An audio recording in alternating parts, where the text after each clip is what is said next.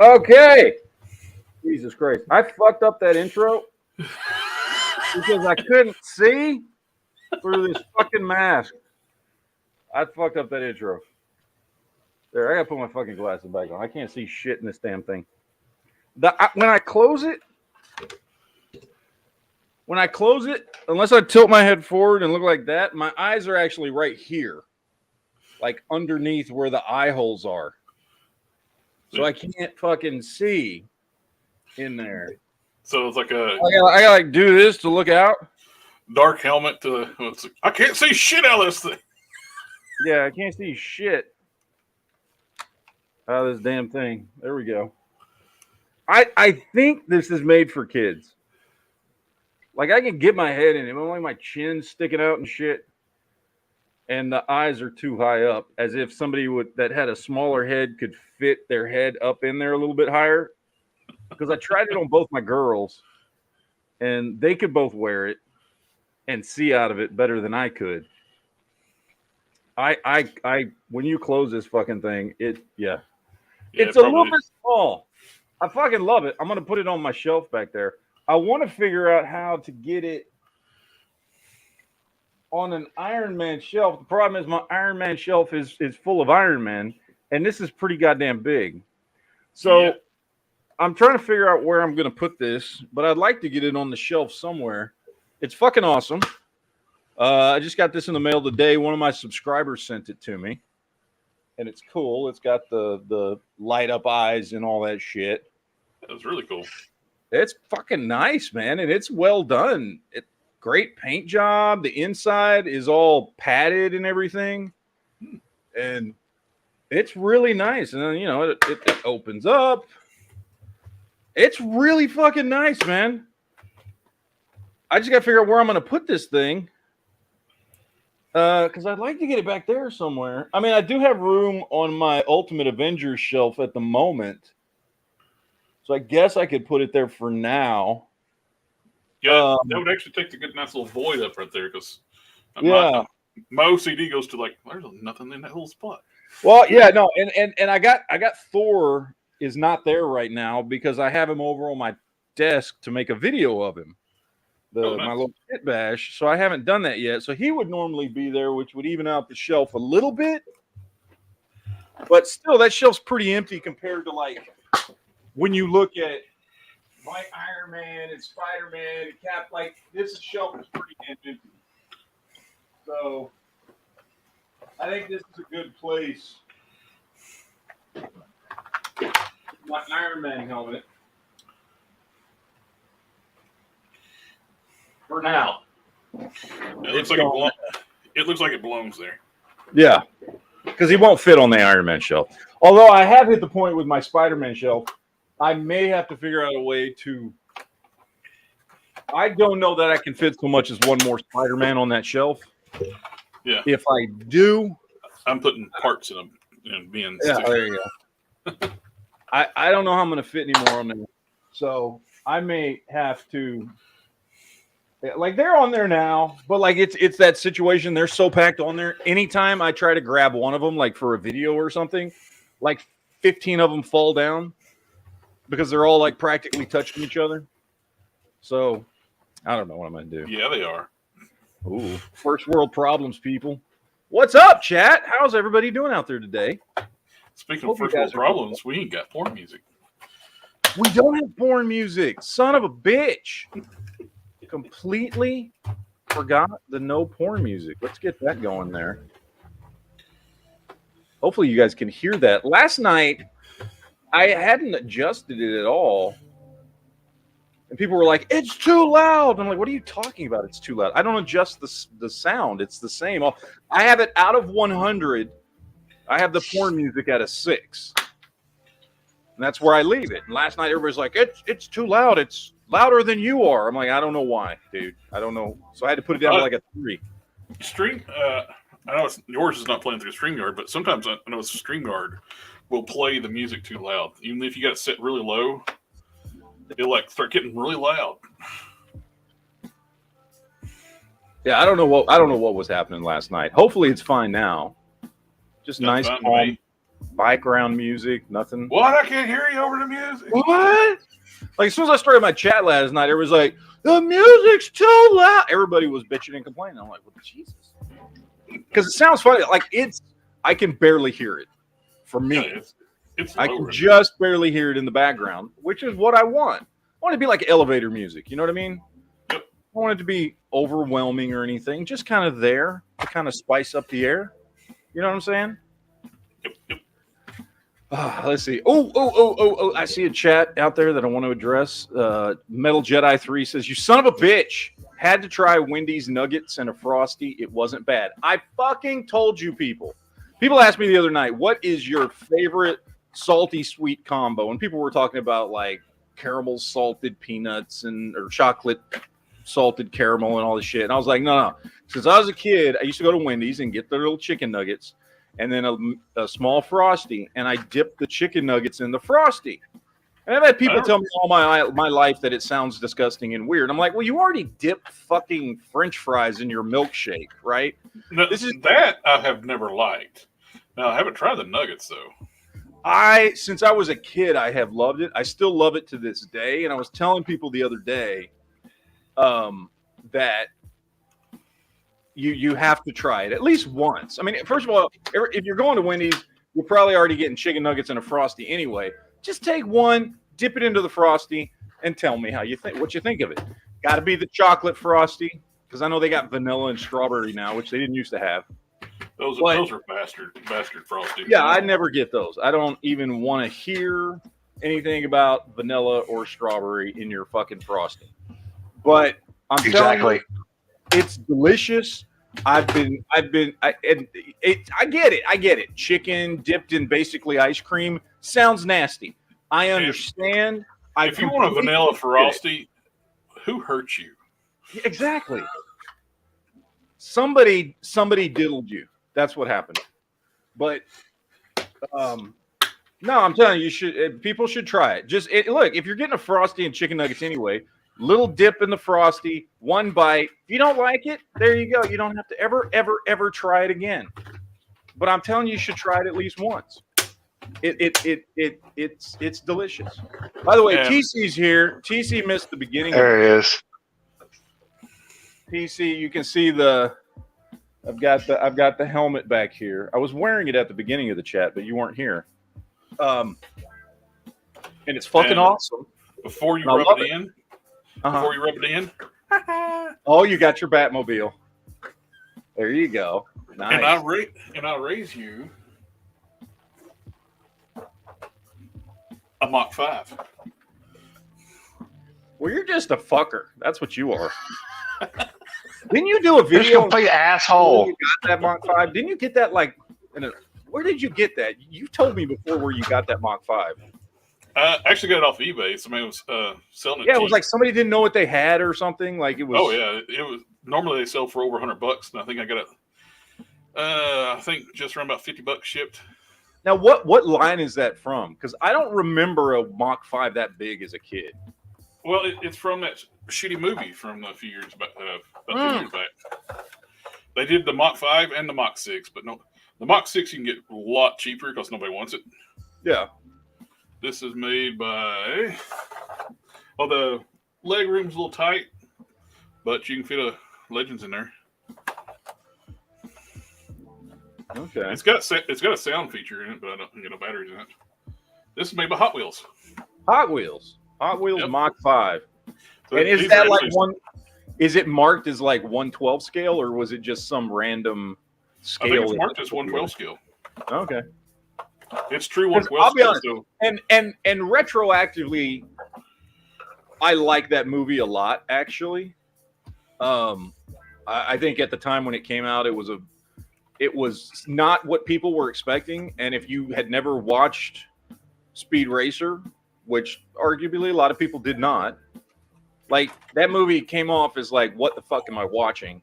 Do I need to be high to watch this movie? I didn't see it when it first came out, even though I loved Speed Racer as a kid. And I don't remember why I never saw it. I never saw it till probably like a couple of years after that. And I saw it on DVD or whatever. And I liked the movie, but it had already bombed at the box office and all that kind of stuff. but I don't remember. And maybe because I wasn't even paying enough attention when it came out to even watch the movie. But I don't remember it having like a toy line or anything. But I guess it did. They guess Hasbro did some figures of it, and obviously the Mach 5. But I guess Mattel did most of it since it's like car stuff. Yeah. Oh, Hot Wheels. Yeah, Mattel. Yeah. Sorry, Mattel's Hot Wheels.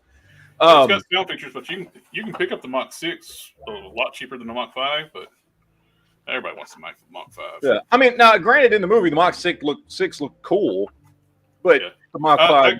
This one's got a few little like smudges on it, which I can clean up eventually. It's been sitting on my dresser upstairs forever. As soon as I got it out of the box, it's like I just want to see if I want Legends fit in there. I should put Coulson in there. Oh yeah. He had that Corvette on the show. I put like a Tony Stark in there or something. Well, that worked too. Okay, and as the oldest member of the panel, I loved Speed Racer as a kid. Mm-hmm. I never recognized it as anime at the time because I didn't know what anime was back then. But they didn't even call it anime at the time. So yeah, they didn't.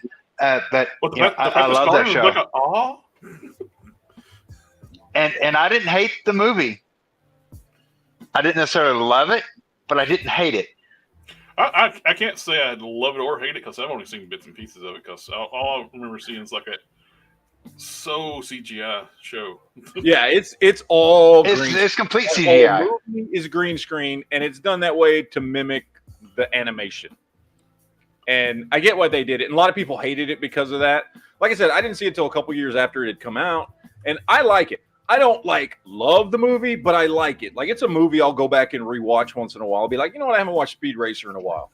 And I think it was the Wachowski brothers, I think. Were they still brothers at the time, or were they sisters yet? I don't know at that point. But, I think they were still brothers then. Yeah, I think they were still brothers then. That's before this trends changed. Yeah. And I thought they did a really good job because it was very anime-esque, and you could tell they were very inspired. You could tell they were fans of Speed Racer by the way Did anybody go ah? No, they did. I mean, yeah, there were moments like that where the characters would be like, making those anime faces and shit, and you could tell it was very anime inspired. You could tell the people that go around the say the day, yeah. And I don't know, man. I like it. I don't love it. It's not like a great fucking movie or anything, but it's like really good. It's entertaining, and especially if you watch Speed Racer, it's a fun movie. It is long though. I remember that. Like, it's a long movie. Like, it feels like it's about 2.5 hours long. I don't know how long it actually is, but I don't know. I like it, man. But anyway, well, we're gonna talk about one movie in particular today that I watched. New movie of the weekend, the new Mission Impossible movie. Went and saw it this morning, and I want to talk about that a little bit. And I'm not really going to give away any spoilers. I'm trying to think if there's anything Yeah, there's a couple of spoilery things. I will say this, and it's kind of the same way I felt about the last Fast and Furious movie, where I kind of said it feels kind of like the quote unquote Empire Strikes Back of the series, in that, like, it's a part one to at least a 2-part series. Same thing with this. It's a part 1 to at least 2 that I know of. I think they're ending at part 1 and part 2. Maybe they're doing a part 3. I don't fucking know. But anyway, it's the ending to a story. So, like, the ending isn't exactly like all rainbows and puppies and shit, right? Like, not everything's right by the end of that movie. The movie builds up this big story, and by the end, like, there's been some things settled, but other things obviously not. Obviously, the bigger story has not been settled because it's just a part 1. It was a darker movie, not really, really dark, but compared to the other Mission Impossible movies, it's a little darker. All the main characters are in the movie.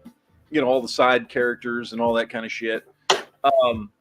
The main bad guy of the movie, and this is not a spoiler because it's in the first 5 fucking minutes of the movie. The main bad guy of the movie is AI. It's an AI program that they call the Entity. As somebody who's fascinated with AI, I thought that was great. Very topical with the world right now. So I thought it was a good bad guy. The storyline's really good. It was a very good movie. I liked it a lot. I really want to see it again. I don't know if I'm going to go to the movies to see it again, but as soon as I can watch it somewhere at home, I'm certainly going to go see it again. I liked it a lot, but I like all the Mission Impossible movies. It's one of my favorite franchises. So take what I'm saying with a grain of salt. If you don't like the Mission Impossible movies, then obviously you're not going to like this. But if you do, I think you will. I will say though, man, like Tom Cruise is starting to show his age. I mean, he just turned 61. And not that he looks 61, but like he's starting to look older, man. You know what I mean? Like you can see it in his face. He's aging. And he still looks really good. He looks like he's if somebody that didn't know how old he was looked at him, you'd be like, he's probably about 50, but he's in good shape for 50. That's kind of where I put him. You know what I mean? So it's not like he's not holding up or anything, but he doesn't look like that young, bright-eyed fucking Tom Cruise we all grew up with anymore. Was it the Mummy movie he made that bombed? Oh yeah. They de-aged his chest when he had his shirt off. Oh really? Because he's actually got saggy pecs because he's old. Yeah. Jesus. What's funny is I actually like that movie. I like that movie. I love Dracula Untold, which when Universal got into the whole, they were going to do a monsters fucking, universe. Oh, the Dracula movie where what's his name played? I like that movie. I'm blanking on the name. The guy that played, he played Vlad. What the fuck is his name? He's been in everything. Yeah, I actually like that movie. I like that movie a lot. I never saw The Mummy, but I like Vlad. I mean, I don't know why it bombed per se, but it bombed, so it kind of killed that being the entry into the universe of the monster. And they set it up. They actually set it up too. Yeah, I mean, at the end of that movie, it's in current times, and it shows the guy, the vampire that turned him. And so, they totally set it up to be like a series of movies that was going to involve all the different, which, by the way, growing up, as many of us did, on, Frankenstein and Dracula and all this stuff, I still really hope that Universal gets their shit together and I would love to see a monsters universe, a series of movies, different movies focus on different, different characters. I hope they do it because I think it would be fucking great. That's the movie. But you got your Dracula Untold there. Yeah, Luke Evans. What's his name? Luke Evans. Luke Evans. There you go. That's his name. He was the villain in one of the Fast and Furious movies. Yeah. He was he's Jason Statham's brother in those movies. I got the Silk Doc Ock 2-pack. I got the last one Chosen Prime had. And I mainly wanted it because the silk, because I want the unmasked head, because nobody sells that head. But if they do sell it, they're selling it for $40. Yeah, just the head. Jesus. Nobody cast it. Nothing. I've asked different people that do castings. Either they don't have it, or they just quit doing castings because nobody buys castings anymore. I don't know why. Some people are too lazy to paint. I guess so. But oh well. Now I do hope we get a Monsters universe at some point. I don't know. We'll see if we ever do. I mean, neither one of the movies they put out so far made money. And like I said, I kind of like the Mummy movie. It's not like a great whole, movie or anything, but like it was a fun little adventure. I didn't have a problem with it. I think people still have like a affinity for the Brendan Fraser mummy movies.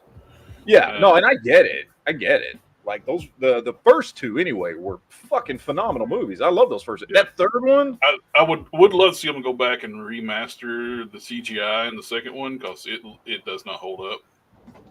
Oh yeah, I haven't.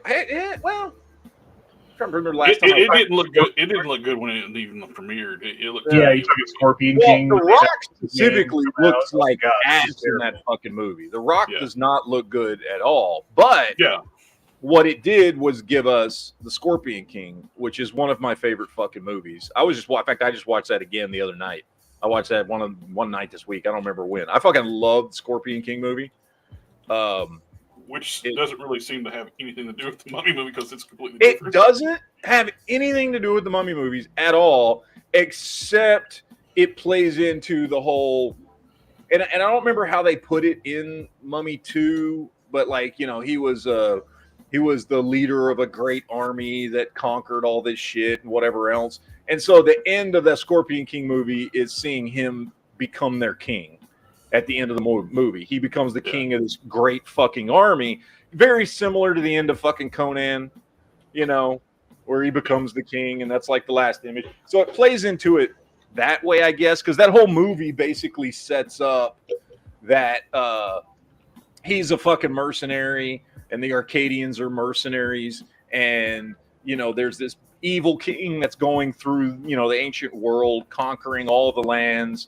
And they respect, you know, warriors more than anything. And their greatest warriors is always their leader. And if anybody can kill that guy, then he becomes the leader. So, of course, by the end of the movie, Scorpion King, fucking the Arcadian, his name's Matthias in the movie, he kills the king. And so he just becomes the fucking new king. That's how the movie ends. But they live by the same rules as Ron Swanson.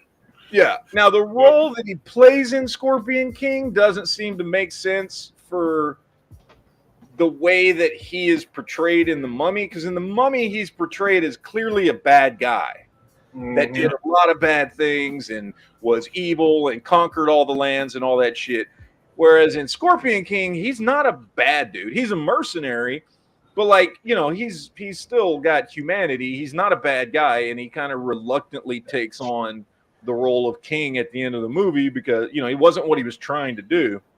So I wonder if it's a start too, like, you know, like the Rock doesn't ever want to do the bad guy thing. I wonder if that was even starting back then in his early career. Probably, yeah. I mean, because it wasn't Mummy 2, wasn't that quote unquote his first movie role? Which was just a CGI version of him, right? Like, it wasn't really. He did have he was just a professional wrestler. He wasn't anything. Yeah, else. Yeah. He had a brief line in there, like when he eats the scorpion. You see, it says some like a few lines in Arabic, and yeah, he's like in it very briefly, but then the rest of him is just CGI scorpion monster guy. Dude, there's not very many wrestlers who made that jump from wrestling, from professional like WWE or WWF. To movies or whatever. I mean, Hulk Hogan to some extent. I guess you got Andre the Giant, right? He did do one episode of Star Trek Voyager. Star Trek Voyager. He was the warrior dude in the arena. Yep. Yeah, that's right. I do remember that now that you mentioned it. Yeah. And 7 and 9 kicked his ass. Yep. Now I think, and I don't think there's any disagreement here. The two most popular. Or the two most. That's probably the only time he's actually had his ass kicked on screen. Yeah, the two most successful transitions from wrestling to movies has been The Rock and John Cena, and then in a distant third would be Batista. Yeah. Outside of that, I mean, you know, you do have like Hulk Hogan. I think Dave Batista probably has better acting chops than. Hulk Hogan wasn't in very much though. Like, he had his like cartoon TV show. Remember back in the day? He did some movies in the 90s. He was like a couple of movies that he was part of. Like 10 or 15 movies throughout the 80s and 90s. Yeah. Oh, none of them successful except for like Rocky 3. So, no, Roddy Piper probably has like some of the best. It's like one of the most iconic movies that a wrestler played. Yeah. Well, I mean, They Live Alone is one of the greatest fucking movies of all time. Oh yeah, baby. What is the name of that fucking movie Roddy Piper did? Something about Welcome to Frogtown, or what the fuck is the name of that? I always forget the name of this movie. You're close. Something about Frogtown. Should that be the name of the chat tomorrow? Welcome to Frogtown. I watched it many fucking times back in like the 90s because it was like late 80s or early 90s when that movie came out. And it's like clearly like a fucking B movie, right? Like it's not like a fucking great movie. Because I mean, there's even this one scene where he fucks a frog chick. You know what I mean? It's like a chick. By the way, the makeup was actually done really well. But she's got a frog head, but then like she's naked, but she's all painted up like a frog, but it's still like tits and everything. And it's like a weird fucking movie. I don't remember what it is. It's like post-apocalyptic fucking frog people or some shit. It's a fucking weird movie. I haven't watched it in a very, very long time, but I've seen it multiple times back when I was like, oh yeah, there you go. Thank you, Archmage. Hell Comes to Frogtown. Hell Comes to Frogtown. That's what it's called. Hell Comes to Frogtown. If you've never seen this movie, I got to watch this movie again because I haven't watched it in a long time. I recommend going and seeing it. I just remember I really liked it as a kid. If you like a frog chick, she was hot. Like, you know, like she's got like the frog face or whatever, but she's got like nice tits and everything. Probably. I've seen enough Star Trek that I'm okay with that. Yeah, but then like it's more like Futurama, where Fry hooks up with the mermaid chick and she like lays the eggs and she's like, okay, now you fertilize them. Isn't that what frogs do? I don't know. Yeah, here's some. I got to show this. This is some of the clips from it. Like this is like some of the frog people from this movie. It is Roddy Piper. Like, yeah, look, hell comes to Frogtown. It's a fucking weird ass movie. Where was I'm trying to find a picture of because it's like this queen. She's like a queen frog or a princess frog or something that like is trying to seduce him or some shit.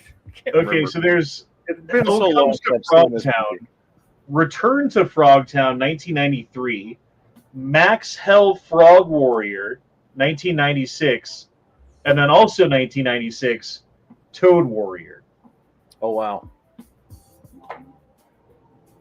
So this spawned a whole series, apparently, of which I have not seen any of these. I think this is like this. I don't know if this is the Frog Queen or something, but like, oh god, I can't remember. It's a fucking weird movie, man. It's a really, really weird movie. But then this chick's in it, so. Oh yeah. But yeah, it's an odd one. Yeah, like this is when the frog chick's like trying to seduce him and shit. See, that's what I liked about 80s movies. There was always like a way to like figure out how to get tits in there, you know? Well, yeah. Like, why don't they do that anymore? They don't do that anymore. Do they do that anymore? I don't feel like they do that anymore. No. Well, and it used to be you could get like tits even in like a PG-13 movie. But yeah, for like 2 seconds. Yeah, exactly. Yeah. Now they're trying to figure out a way to get a dude's ass in there. Yeah. Like Thor: Love and Thunder had a show similar to bare ass. Yeah, this is just a fucking weird movie. But I'm all right. Here's what we're gonna do. I'm gonna give everybody homework.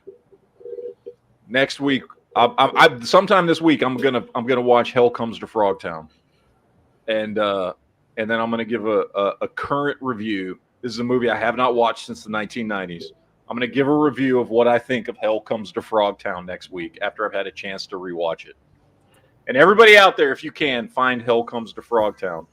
Just go to F Movies. I'm sure it's there. But I'm gonna watch it and we'll talk about it. We're gonna talk about it next week and see if it's as good as I remember.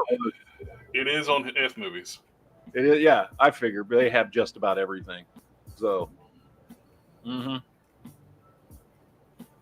Oh, have you ever seen the Rollerblades 7? The Rollerblades? No. From 1991. It's a cult martial arts film where the dude rolls around on rollerblades with a samurai sword. I mean, it sounds like something I would have watched. Yeah. I figured that's right up your fucking alley, dude. When I think of rollerblade movies, I think of two movies. One, Solar Babies from the 80s. Okay, everybody remember Solar Babies? No, I'm the only one that remembers Solar Babies from the 80s. It was a post-apocalyptic movie from the, I want to say mid to late 80s. What's the guy's name? The main guy from, holy shit, I'm blanking on everything. What's the vampire movie from the 80s about all the vampire teenagers in California? Lost Boys? Yeah, Lost Boys. So the main guy from Lost Boys, you know, the older brother, what's his name? He was also in Speed 2 and all this shit. I'm blanking on his name. Anyway, he was in this movie called Solar Babies sometime in the 80s. I feel like it was after Lost Boys, but I don't remember. And it had him in it, and it had Jamie Gertz, and it had a bunch of people who were known at the time. And it was like they were like rebels in this post-apocalyptic desert world, rebel teenagers or some shit, you know, because everybody in their 20s was playing teenagers in the 80s. And they rolled around on fucking rollerblades. And this was like before rollerblades got really big in the 90s, because this was in the 80s. And so I remember that one. That was a big rollerblade movie from when I was a kid. And then the other one was a movie that is really, really bad. It's a really bad movie, but to this day I still love it, which is this movie called Get Air from like, I don't know. I remember that one. Yep. And it's about this. I love that fucking movie. It's not a good movie in any way, shape, or form. Like, I'm not advocating you should watch this movie, but I was really big into rollerblades at the time. And also the main chick in the movie kind of looked like the chick I was dating at the time while I was into rollerblades. Anyway, it was a whole thing. And yeah, but it's a bad movie about like a dude from California, a surfer dude who moves to like some Midwestern town with his aunt and uncle or whatever, and then like gets involved in like, I don't know, apparently there's rollerblade gangs in the Midwest in like 1994 or something, or 93 or whatever. I don't know. It's a weird fucking movie. And he's got a rollerblade race to impress the chick. It was like a typical teenage fucking movie. It was not good, but I still love that movie.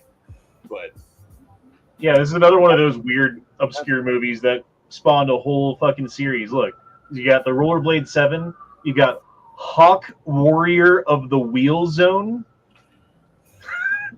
you got Rollerblade Warriors, which kind of just looks like a porno. Okay. And the Return of the Rollerblade 7. So that's a whole nother quatrain of movies. Wow. Spawned from obscurity, from screenshots like fucking. I found what I need to catch up on. I got looking like on F movies. Like, they made a ton of Puppet Masters. Oh yeah, dude. I feel like there's like 8 of those fucking movies. No, that's not even. I saw 10 like several years back, and there's one from 2020. There's like dozens of them apparently. Shit. I just like, damn! I didn't know they made that many Puppet Master movies. This is fucking. So I used to love the Full Moon. Like that's when VHS was big. It's like you go to the video store, but when all the big movies were out. Like, never mind. I fucked up. It wasn't rollerblades. They're wearing roller skates. Never mind. Okay, Solar Babies was not a rollerblade movie. Scratch that shit. Clearly, there's a picture of them wearing just regular roller skates. I done fucked that one up. That tells you how long it's been since I've seen that movie. I swear, I thought that was a fucking rollerblade movie. Still, it's a post-apocalyptic group of gang teenagers on fucking roller skates. That sounds so fucking stupid, by the way. Yeah, so you remember those scooters that you convinced me to get for the kids for Christmas? Remember those? I don't remember convincing you to get it. I remember you already really wanted them. Yeah. Okay, fine. But you convinced me to get the one that I got. Okay? Okay, yeah. Both of the kids wrecked theirs and were like, dude, Dad, this is dangerous. We're not going to ride these anymore. Right? And I'm like, all right, fine. And then, like, one of them's been sitting there for a while, and I finally decided to air up the tires and you know, check it out. And I've been riding it around. It's been a lot of fun. Until the other night, when I was like, I got off of work and I was going to ride it to the store to get some beer and ride it back home real quick. And I was going through puddles on the fucking sidewalk. and one of the puddles was like slippery mud under the water, and I was going full fucking speed, and the front wheel washed out, and now my shoulder hurts, my collarbone hurts, my fucking wrist. Dude, I hurt myself worse on that fucking thing than I ever did on a motorcycle. Ever. And don't those things, didn't you say when we were looking at it, those things go like at least like 25 miles an hour? It goes, yeah, I was going 25 miles an hour, and I fucking wiped out, bro. I might have already had a beer, too, at that point. It was bad, dude. Well, the worst part was, like, I wiped out, and then, like, where I wiped out, like, no one's there. There's no lights. Like, it's a puddle of, like, hobo shit or whatever mud it was. I don't know what it was, you know? But now I'm, like, covered in it. And now I gotta, like, limp my ass back onto this bike and fucking make it back home covered in hobo shit. It was bad, bro. Well, I feel like hobo shit should be Denver's slogan. Like, what are y'all doing? Hobo shit? You know? Well, wouldn't there be like a fight between who would get that then, like between LA and? You didn't even get like the full hobo experience for me. I did because it was too cold. It was too cold. They were all in the shelters. Yeah, they were all in the shelters. Dude, the day the first couple days I was there was like -14. Yep. They were like all gone. But they're back now. Don't worry. When I came back at the end and I was there, like it had warmed up, but I still didn't see all the hobos. We saw some of them. I think they cleaned it up quite a bit from the last dude. When it was COVID and I went to Denver one time, like the entire park that's in by the Capitol, like there's like a little like civic center park is what it's called. Probably, I don't know, 5-acre park. It's not that big, but wall to wall, completely full, nothing but tents and homeless people and needles and like herpes or whatever fucking gonorrhea shit they've got or something. I don't know what the fucking homeless people are doing, but they don't give a fuck. Yeah. Oh, hey, hold on. Boob Sweat says, I can't find Get Air. Are you sure you're remembering Airborne? Yes, it's Airborne. Sorry, not Get Air. I'm thinking Get Air is the name of that fucking trampoline park here. Never mind. Yeah, Airborne. Airborne is the movie I was thinking of, not Get Air. We got a super chat from Dom says, one of my favorites was Leprechaun. Yeah, I've only ever seen the first Leprechaun, and I know they've done a shit ton of sequels, but I've never seen any of them. I think one of them's in space, too. Yeah, I heard they did like Leprechaun in Space, and then there was like Leprechaun in the Hood. I'm not kidding. I think it was called Leprechaun in the Hood. Yep. And like they've done a bunch of them.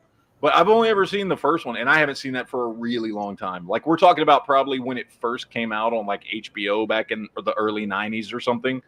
That's the only time I've ever seen it. Cool as Ice. Oh, dude. Me and my friends used to watch this movie, Cool as Ice. And it would be like we'd go over to somebody's house, drink beer. You know, it'd be like a group of guys and all our girlfriends, and we would sit there and watch this movie and get drunk and just laugh at how fucking ridiculous this movie is. I still like it.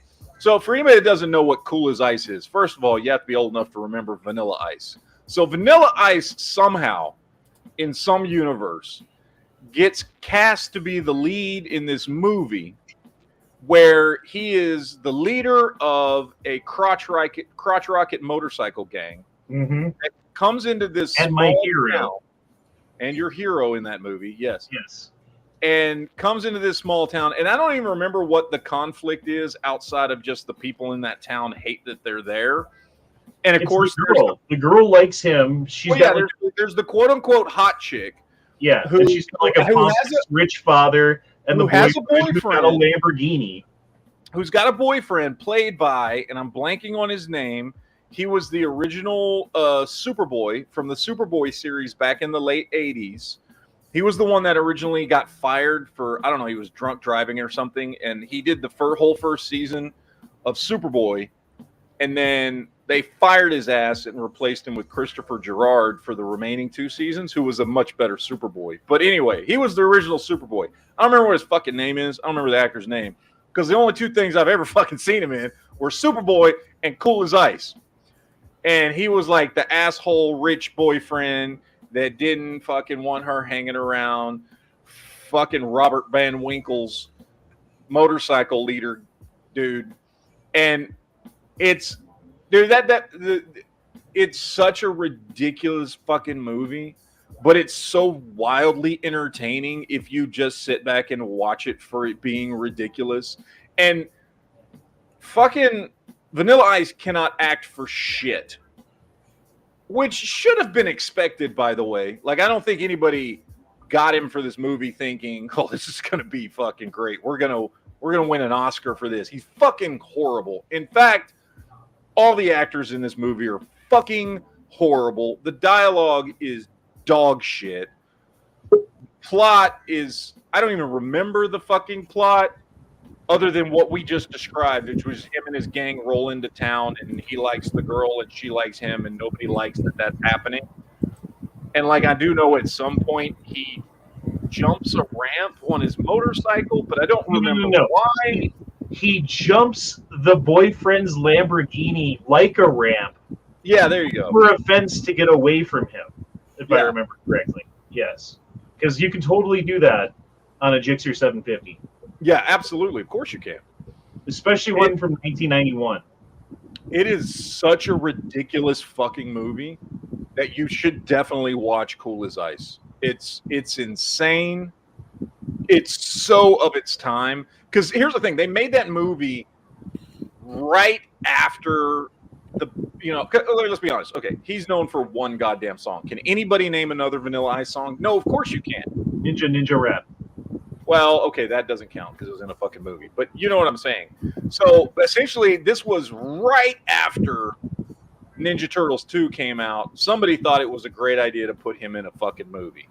Now, what they didn't count on was that by the time the movie came out, which could not have been that long after Ninja Turtles, he was already a one-hit wonder and nobody gave a shit about him starring in a movie. He was already, people had already moved on from Ice Ice Baby. It happened so fucking quick. The movie was like Footloose with motorcycles. Kind of, yes. And Vanilla Ice instead of Kevin Bacon. Yeah, exactly. Basically. Which is why it's great. Let's be honest. Yeah. But no, I've watched that movie so many fucking times back in the 90s. Like I said, we would just sit there and like there was one dude, one friend of mine named Peter, and we would go to his apartment because that's where a lot of us would hang out and drink and shit.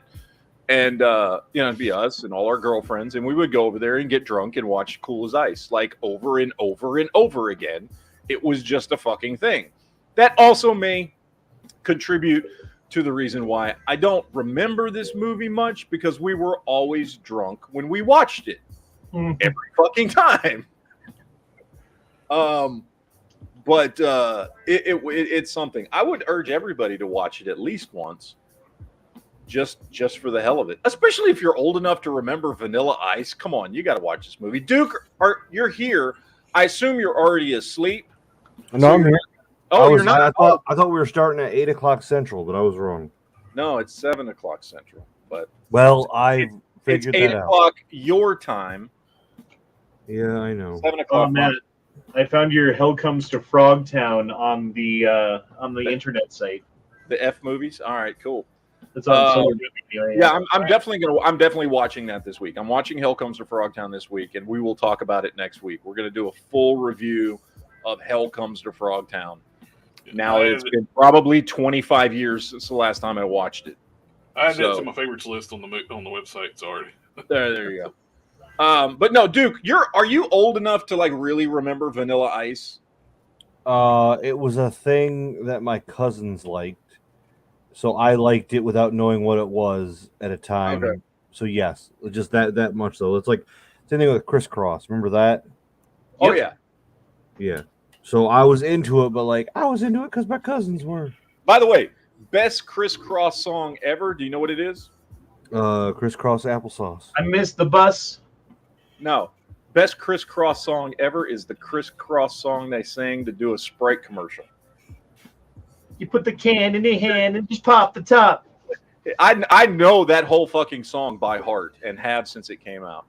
Hey, yo, Chris, what up, man? What's in your hand? It's the S to the PRITE can. I remember that shit too. Chris, the crazy twist of unexpectedness that So you should look, know. So what's out, your name, Daddy? Because I like the Sprite. You're fucking it up. You're fucking it up, dude. I know the song, motherfucker. You clearly don't. I know parts of it. I know that whole fucking song in that commercial by heart. To this fucking day. It's awesome. And fuck you if you don't. I think it's just a testament to how much of a monopoly cable TV had on us when we were kids. Yes. Well, and advertising too. The fact that I can remember that Sprite commercial song better than I can remember an actual Criss Cross song, that's telling.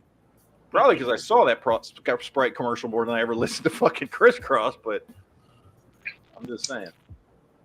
I was tempted to put my pants on backwards. I wouldn't. I never was. I put on my there son's. was a period of time where I wore the overalls with the baggy shirt and the fucking combat boots. I've done that. I did that back in the day. But then very quickly after that, the grunge thing really kicked in, and then I was wearing lots of baggy fucking pants and flannel shirts. Jinkos and flannels. Who's got their fan on the microphone? Dude. $10 it's due. This dude. Yeah, last week, Duke, when you fell asleep with the fan blowing on your microphone. Oh, he just muted. The thing was how long we talked with it Nice. before anyone did anything about it. You know, Nice. It wasn't really Duke's fault beyond like the first 30 seconds it was going on. You know. Yeah. Exactly. But anyway, And yes. I think Lead Lace Anarchy needs an intervention or something. Because he said, just got here, TMNT Secret of the Ooze was the best. Oh, hell no. I think he needs the worst one. He needs help. That's the worst one. Secret of the Ooze was horrible. Turtles and in I Time can was say good. that as a hardcore Ninja Turtles fan who was thoroughly obsessed with Ninja Turtles at the time. The first movie is fucking amazing and still remains one of the greatest comic book movies of all time. The second movie is a steaming pile of crap. The third movie is okay. Like, it's better than the second one, but not nearly as good as the first one. I certainly agree with you on that. Maybe I'd have to go back and rewatch them, but yeah, Turtles in Time is decent. It's not great by any stretch of the imagination. It's not like a must-watch movie or anything, but I still enjoyed it where they get thrown back into like feudal Japan times, you know. I was old enough at the time when that came out, though, where Tokar and Razor weren't as gay as they are, you know. Well, for me, because of the fact that everybody knew going into that movie that because they couldn't get the rights to Rocksteady and Bebop to the movie, that they just made up some characters was like just a huge disappointment. You know what I mean? Oh, it was. Yeah. Quinn Comics is in the chat. Oh, hey, what's up, Quinn? I bet Quinn is still at work right now, running his shop because I think he's open for like another hour. He's probably like, oh no, I got to be careful what I say. I hope his customers can't hear me. I'll try not to cuss while Quinn is here, in case his customers can hear us talking. Because I bet you he's still at the shop right now. Oh, by the way, that reminds me, Quinn. I left a message. Well, I don't know if you knew it was me because I left it from my my personal email or Facebook account. When you dropped something on Facebook last week saying you were getting a bunch of toys in this next week. What day are you supposed to get those in? I'm curious, so I know what day to go there. He dropped a big list of a bunch of shit, and I was like, "Oh, I want that, I want that, and I want that." And I don't remember what, but I forget. Do you get them on Wednesdays? I can't remember if he gets his shipments in on Wednesdays. And he is still at the shop. Yeah, he's still at the shop. I knew he's still at the fucking shop because he's open till 9, and it's only 8 o'clock here, or it's about to be 8 o'clock here. I know. I'm just wondering what day you get your shipments in because I saw he's going to have one of the Turtle actors at his shop on the 23rd. Yeah, he's got. Is it next weekend? I think it's next weekend. 23rd. 23rd. Yeah. Yeah, no, I saw it because he posted it on Facebook. Okay, he gets it on Wednesdays. He gets his shipment in on Wednesdays. Okay, good. That's what I thought, but I couldn't remember. I couldn't remember if that was for the comics shipment or the toy shipment or both. I remember you got something in on Wednesdays, but I don't remember what it was. And because I don't buy comics anymore, what day is new release day? Is it Tuesdays or Wednesdays? DC wants their stuff out on Tuesdays and Marvel Wednesdays. Marvel Wednesday, okay. But my friend that has his shop, he just puts everything on Wednesday, just stay like it used to be. Okay, Quinn says both come in on Wednesdays. Okay, so it's always Wednesdays. Okay, now I know. I think Diamond still wants you to do stuff on Wednesdays. My buddy, he dropped Diamond and went with Penguin Random House and Lunar. Because Diamond, where he's a smaller shop, they don't care about smaller shops, so they just put it in a really thin box, and all the stuff came in damaged all the time. Well, Diamond's just so fucking... I mean, they've been big forever. I mean, but like I used to order shit from Diamond back in the day. I didn't have a shop, but you could go to Diamond and order shit directly from them. Like that's where we ordered, me and my friend, back when Superman 75 was coming out, and we ordered collectively 50 copies of Superman 75 because we were going to be going to a comic convention in Dallas. And we were getting a table to sell some of our stuff, and we wanted copies of Superman 75. And so we ordered 50 copies from Diamond directly from them and sold them all. And it was fucking great because I think we paid $1. I think the cover price. Fuck, what was the cover price on Superman 75? Like $1.50 at the time. I can't remember what it was. And we got them because we ordered 50 copies for a little bit less. I don't know how much. And then we went to the comic convention that I think the comic convention was like 2 weeks later after that premiered, and we sold all 50 copies for $25 a piece. And we paid like $1 for them. So we made a ton of money that weekend. So I've told that story before, but I'm just going to the comic book shops, comic book stores, and playing card games. Like we used to do Hero Clicks or Magic the Gathering or I don't know games. That's still a big thing, dude. In fact, there are a lot of shops that I've seen several. I've been into several of them where these shops that used to just be comic shops now open up, go rent bigger spaces so that at the front they can put out all the gaming tables and shit. That's still a really big thing. Well, because they know that the kids come in to play their tournament, and then they're gonna buy like 10 cards while they're there. Like they make more money with the gaming stuff. They make money off of that. Yep. They make more money on the gaming stuff. Yeah, it doesn't surprise me. It's still really big. That's like the tabletop game stuff, like the Warhammer shops. They sell all that stuff. It's all inclusive now. It's like Warhammer, and then Magic is like the big draw. And most of the shops have. We just lose too. So he was like in the middle of a sentence. Yeah, you stopped in mid-sentence, dude. What happened? We were just talking about something he was getting excited about because he loves a Warhammer. He got cut off. Only Zool. Yeah, I'm still here. I'm still talking. Oh, you're here. Yeah, you got cut off in the middle of your Warhammer thing.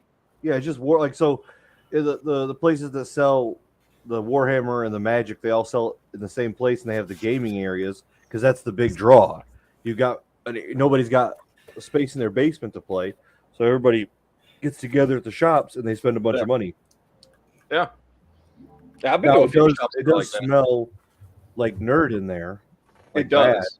It smells like very real. And then like I brought my wife into the local shop soon after I married her, and she was like, "Oh, there's never been a girl in here." Yeah. And, I think it's funny when you tell the story of how you waited till after you were married to show her your Warhammer collection. Yeah, I definitely did not show her when we were dating, and we dated a very short time before we got married, as most veterans do. But we jumping balls deep into things. No, I definitely did not show her anything about Warhammer or anything. I was like some kind of like real crazy heroin addiction I was showing her. Like, hey, by the way, I do heroin, but it's called Warhammer. So here's this. She's like, oh my gosh, I didn't know I married a nerd. The heroin would probably be cheaper. Now, from what you told me about her brother, though, like she's familiar with geek culture, right? No, isn't her brother the one that like makes geek shit for computers and stuff? No, that's my brother-in-law. Oh, that's your brother. Never mind. It's my. She didn't realize she was marrying into a geek family. That's what it was. Yeah, she had no idea. Oh, okay, that's your brother. Okay. That's I got my brother-in-law on like my sister's husband. No, her brother's one that picks on me relentlessly. Oh, okay. Relentlessly. That's weird.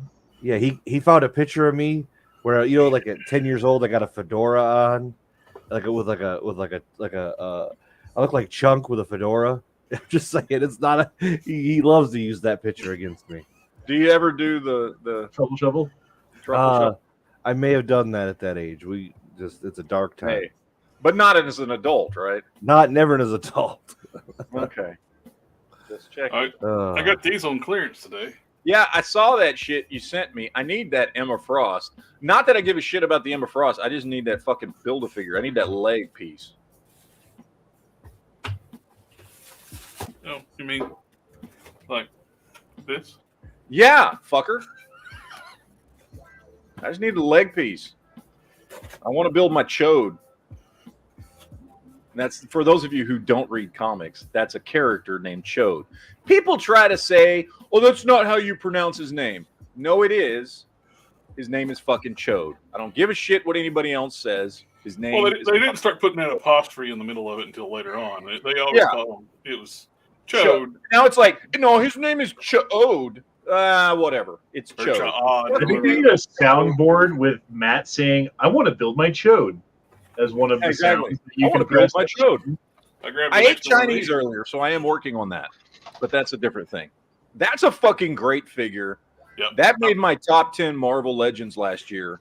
It's a fantastic figure. That really is a great, it's a great size. It's all new sculpt. It's got the great accessories. It's a really cool Thor figure. I love that one. I got him on my cosmic shelf. I want to do. You got the next one, so I can do. Was he on clearance? Ollie's $10. Oh, man, your Ollie's got so much better stuff than mine. All mine has right now. Apparently, they're all the Ollies are eventually going to get this stuff. This wasn't even where the toys are at. They had like a big rack in the back, like where the rugs are at. They had boxes of new Legends. I went last weekend.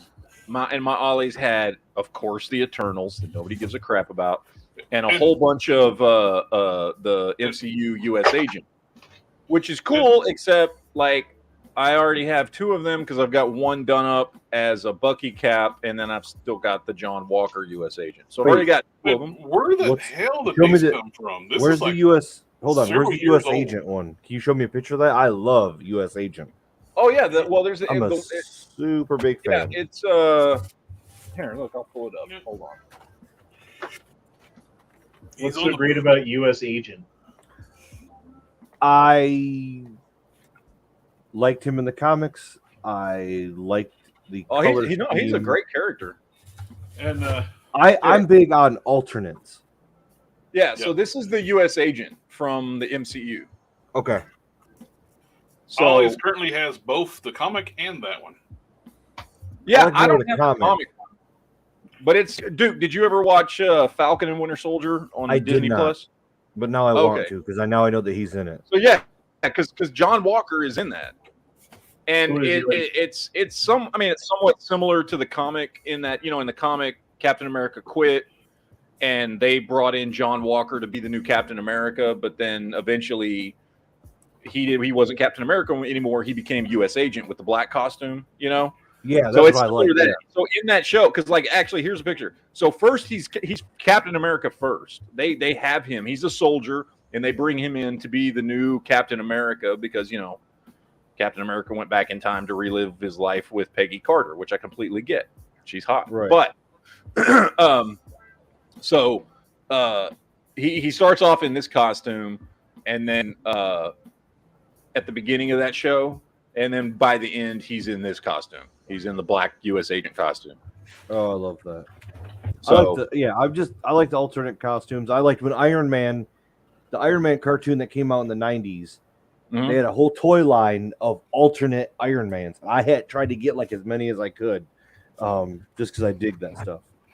Dude, those Iron Man toys in the 90s, specifically the ones from that show, were some of the coolest action figures to ever exist. The fact that those things came on and you could pop the armor pieces on and take them off, still had the suit underneath, and it had all the vac metal fucking shiny shit on it, not just like a dull paint. No, like, that was I wish they would bring some of that back. Like there, you could take on and off the armor pieces, and he had all the different. Because I mean, there's lots of Iron Man figures. I got a fuck ton of them behind me, but none of them have that feature of being able to pop off the armor and shit. And on some of them, not all of them, but on some of them, you could actually like swap armor pieces if like the peg holes matched up and stuff. Yeah, like and that was such a cool fucking feature. Yeah, for those things. And like War Machine, one of my favorites. Had a bunch of weapons that you would like mount on his shoulders and arms, and had like the chest piece. And anyways, I'm like gonna look at those figures right now because I want to. Yeah, I feel like between you loving GI Joe and War Machine, this is why you joined the Marines. Probably that's probably. I thought it was gonna be like GI Joe. Turns out not at all. And your most universal figure for kit bashing. They got them at Ollie's right now for $5. I'm telling you, I love that fucking figure. Which, by the way, Quinn is here. Can I give Quinn complete credit for the one that he showed me? Because he's got several of them. He was the first one that showed me, and this was months ago. He showed me he had like 2 or 3 of them done up as different characters, and I was like, "Holy shit, that's a great fucking base figure for shit." And it was Quinn that got me onto that. Because he used one for a Ghost Rider. I forget, Quinn, what all figures you use that G.I. Joe Origins Snake Eyes figure for. I can't remember. But I know one was a Ghost Rider, and then you had a few others up there. You had like 3 of them total that day I went in, and you were showing me that shit. And, dude, it's a great base body for all kinds of stuff. Here, let me get the super chat real quick. Boob Sweat says, I'm pulling a Kowloon, read my last chat. Didn't I just read your last chat? Your last chat was the Airborne one. Yeah, I read that. I read it already, sir. But now you got paid for reading it. Now I got paid for reading it. Thank you, Boob Sweat, for the super chat. But yeah, no, I wanted to show you guys. Is TC still here? I wanted to show you guys this. This is the figures that TC got me.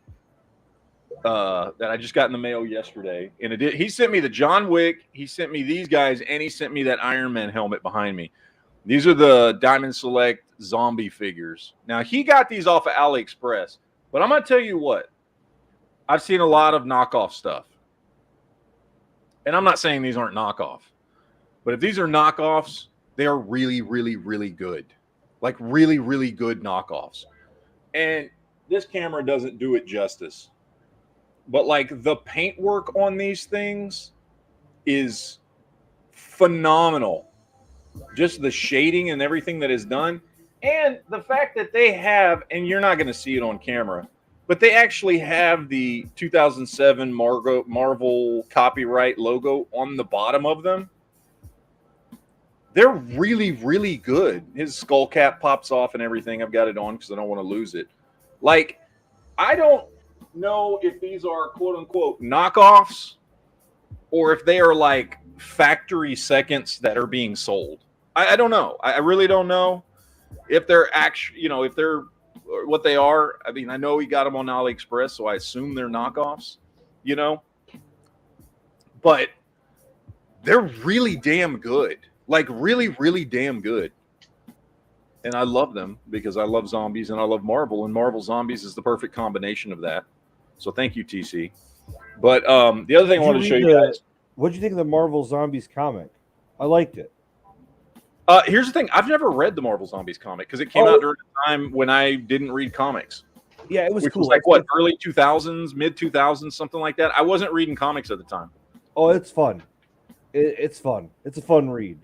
Yeah, I mean, I know what it is, and I've heard about it a lot. I've never actually read the comics. Oh yeah, good stuff. The other thing I was going to show you guys is something I'm working on here.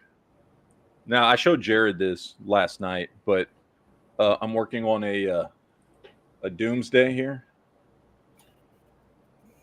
My own personal Doomsday. So I've been customizing him from another figure. Anybody who's into McFarlane knows what I'm doing here. This is nothing new. Other people have turned this guy into Doomsday before. I've still got to paint him, but I've been adding some stuff to him, some extra bone pieces on his arms, his chest, the back, stuff like that. He's got to go through paint so everything matches.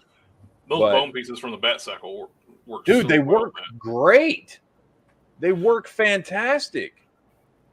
Like the big arm spikes on his elbows look phenomenal. The spine looks great. I cut up some of the pieces to make the little chest piece there for him out of there, and it worked fantastic. I love it, man. I'm very, very happy with this. So I'm trying to debate on whether or not I'm going to add more bone pieces to him anywhere. I was thinking about adding a couple to his shins, but I don't know. I kind of like it the way it is. Like, I don't want to do too much and have it be too crazy.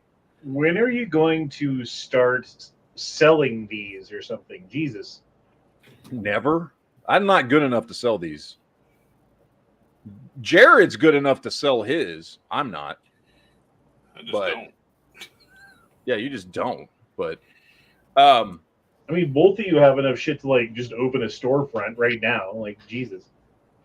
I guess you could say the same thing about like a gun store for us too. Yeah. When are you gonna start selling all your weapons and? Yeah. No, sir. That's why I'm not. That's the same answer I got with this stuff. Yeah, I don't want to sell this stuff. Anyway, yeah. So thank you to TC for the zombie stuff, and that's the new Doomsday I'm working on right now. Which I was looking at the new Doomsday that McFarlane's got coming out, and in addition to the fact, and we're going to talk about this a little bit more here in a minute, but in addition to the fact I'm just not happy with McFarlane right now. I'm like, I like. First of all, they reuse the arms from this one, so it's the same arms. So if you wanted it to look more like Doomsday, you'd still have to do what I'm doing in adding the bone protrusions to make it look right. I do like the new legs, like because they actually have the shorts on that look a little bit more like Doomsday than this dude does, and his boots, which he did have when he killed Superman. He still had his boots on. So I like the new legs for the new one. But the torso is too small for Doomsday. This torso on this guy looks way, way better than the new one does. So I think I'm just going to stick with my custom. And like I said, I'm not happy with McFarlane right now. In fact, let's talk about that. For all you toy nerds out there, we're going to talk about this for a little bit. So this is number one. Jared, you know what I'm talking about here. Although I think Jared left. Fuck you, Jared. No. No, you know what? I'm going to wait till he gets back. Dude. No. Yeah, what's up? We went to the I was running across the room. I was sticking stuff in, like eating some parts of we went to the car museum in Los Angeles. Yeah. Stood next to the actual Batmobile from the 1991 Batman. Oh, you did? Yeah, I got pictures of the kids by it. Oh, that's my favorite Batman. Yeah, it was fucking cool. I wanted to touch it so bad. Did you cross the line? So fucking bad, but they'll kick you out. Oh, that's so cool. Did you go to the Mob Museum? I meant to tell you that. No, we didn't. We did the Wax Museum, the Guinness Book of World Records, and the Car Museum. Okay, so the Mob Museum has like Jack Ruby's unspent shells that killed Oswald. That was my favorite thing. I wanted to touch those, but again, no touchy. Where's that at? Downtown. Only in the premium clubs can you, for extra fee, can you touch it. Downtown, it's in the old courthouse. They took it over and turned it into like a mafia museum, and it was very, very cool. Downtown, what though? What city? Vegas. Oh, okay. Okay, sorry, Boob Sweat. This is what he wanted me to see. I missed this comment. He sent me an email showing his Puppet Master 12-disc collection. Blu-ray collection, by the way, digitally restored and remastered. Includes special bonus disc Arcana of the Puppet Master. I think I've seen like 2 of these movies, honestly. I think I've seen a couple of them, and I was never into it that much myself. All right, but let's tell Todd McFarlane to go fuck himself for a minute here. He can go fuck on a long so This dude, and he's done this multiple times now at this point. He releases something knowing that he's going to release something better soon afterwards. He releases something, lets it get sold out, lets it get to ridiculous prices on the aftermarket, lets people fight over it, slowly leaks out little chunks of stock for a thing, each time the price going up a little bit more and a little bit more. And then people fight over it. And he goes, oh, by the way, you know the version you actually wanted? I'm going to release that now in an even more limited stock. And that's what he did with his damn Batmobile. Yep. So he releases the Flash version first, which is the same thing with shinier paint, a gray canopy, and gold wheels instead of gray wheels. Yep. Okay? Right? Is it gold wheels? I can't remember anymore. Anyway. Only the bat symbols are gold. He didn't no other paint. Yeah, they didn't paint anything else on the wheel, just the bat symbols. Yeah. Then everybody fights over this damn thing, trying to get a hold of it, trying to find it, because everybody wants an 89 Batmobile, right? Yeah. Because it's iconic version of the Batmobile. Exactly. The most iconic version, more so than any comic version or any other movie version or any other TV version or anything. The most iconic version of the Batmobile to ever exist. The Tumbler is cool, but not as cool as this. Exactly. The Tumbler might be people are freaking out thinking this is going to be their only chance to get an 89 Batmobile. And yeah, it's not perfect. It's got issues with a gray canopy for some reason. It's got shiny paint instead of matte paint. But like, it's still the 89 Batmobile, so people are doing everything they can to get a hold of it. And right about the time this Batmobile is going for what, like $300 on the aftermarket, dude goes, oh, hey, I have a better version where I didn't fuck up the canopy and it's more accurate to the 89 Batmobile. But here's the kicker. It's an Amazon exclusive. You know, Amazon, the place that doesn't monitor for when bots come in and buy whole chunks of stock from something, literally the second it goes live, so that nobody else can get a hold of it. And then you still have to go to eBay and pay $300 for something. Yep. And he Amazon knows does not give a shit who buys it as long as somebody's buying it. Mm-hmm. No, Todd's sending like a thing out. Oh, we're going to partner with this like a two-factor company where bots can't buy from McFarlane.com. Yeah, well, and by the way, fucking jack shit on Amazon. When he says it's getting released again, on Monday? I think Monday at 9 a.m. 9 a.m. So the bots can buy it again. Yeah, so the bots can buy it. So, oh well, there's more stock coming out, but it's still only on Amazon, and you're still going to miss out on it. And that's on top. Look, I'm just real tired of McFarlane shit. I'm starting to clear out my collection of his shit, and I'm done. I'm kind of just done with him. Because then he releases all this shit. Who the fuck asked for I don't know, is this a blood-splattered Superman? I don't know what the hell this is. Does anybody think that looks like Superman outside of the logo? No, of course it doesn't. Nobody gives a shit. But this is what you get. Instead of, oh, hey, can you release some more Batmobiles? Because that's something people actually want. No, here's a weird blood-splattered Superman that I guess they're saying, oh, it's not blood splatter. It's like this image here of him in blue with red light on him. Nobody gives a fuck about your stylized fucking stupid shit. And then, of course, oh, did you hear about this, Jared? The new Joker? Or not Joker, Riddler? Riddler. I saw it. I haven't paid no attention to it because I'm so, like, yeah. I don't care about McFarlane anymore. Yeah, I don't either. But, like, a year ago, I would have been excited about this. Is it going to be an exclusive? Of course it will. Will it sell out immediately? Of course it will. Will it go on the aftermarket for 2 or 3 times the price? Of course it will. Even though he's had this license for, what are we going on, 3 years now?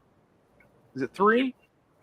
Something like that. And from the very beginning, people have been like, oh, can you give us a Riddler? Because, you know, it's one of Batman's iconic villains. You know, like second only maybe to Joker and possibly Penguin. It's Riddler, right? No, I'm never going to give you that. No, I'm going to give you 15 different versions. I'm sorry. excuse me. Let me correct myself, because I believe at last count, he has over 90 versions of Batman. We got one Riddler so far, and it was the Riddler from Arkham Asylum or Arkham City or whatever Arkham game it was. 3 years later, 90-something Batmans. Here's your first actual Riddler anybody wants. This is on top of the fact that last year we got that Tim Drake Robin that was clearly molded to be the original Robin. He's like, you know what? Just paint it all in red. And we're not going to tell everybody we're going to release the version everybody wants later on. But then we are. And so we'll sell this one because people will look at it and go, well, I guess if it's the only version I can get this crappy version that has no paint on it and is just all molded in red. And then we'll release the other one as a gold label. I'm tired of his shit, man. I understand. And it was last year he was bragging about how he hadn't raised his prices. Have you seen the prices on his new stuff? No. $29.95? $29. He's now over, not on everything. Most of his stuff is $25, but on a lot of stuff that's coming out, especially with the gold label stuff that ends up as an exclusive at Entertainment Earth or Amazon or Big Bad Toy Store or on the McFarlane Toy Store, he's running $29.99. He's now $5 more than Hasbro, and this time last year, he was making fun of Hasbro, going, "Oh, they're raising their prices to $25, and we're still at $20." Well, now you're at $30, dude. And here you got Bobby Valla lowering prices, and a small boutique company. Mm-hmm. Riddle me this. Riddle me that. Mm-hmm. Who's afraid of the big hairy Matt? All right, Matt. So I got a little history one for you. You want to click on this link? I'll talk about a little something here to add to your list. So if you click on this link, you'll see a Robin from the 1991 Batman. This link I have right here on the side. All right, nice. So if you look closely, this is Robin from Batman Returns. So do you know who was supposed to play Robin in Batman Returns? Yeah, it was which Wayans brother was it? I'm blanking. Damon Wayans. I always wondered, like, why was there Damon? It was the other one. Marlon. No, Marlon Wayans. Yeah, there you go. Marlon Wayans. Yeah, Marlon Wayans. Yeah, so like the funny part is to me is that this is an example of the toys getting a hold of like pre-production stuff and then running with it and not really knowing what the movie's going to be about. But this is what his suit was like similarly based off of. Yeah, which is well, cool. What they did was they changed the skin tone. That was supposed to be a Marlon Wayans figure. Yeah. That, of course, would have been black. Yep. And they just changed the skin tone, and that's why he's got the high top and everything. Yep. Because that's how they had drawn out the character in pre-production for the movie. They had drawn up a bunch of examples of like, okay, this is how, because we're going to get Marlon Wayans to play it, and this is what he's going to look like, and all that kind of stuff. And they would, had it happened, they would have changed the skin tone on this guy, and this would have been our Marlon Wayans Robin. Yeah. Mm-hmm. Like I said, one of my favorite. I like Batman and Batman Returns. It's a good little combo. I would have liked to have seen what Tim Burton would have done with Batman Forever.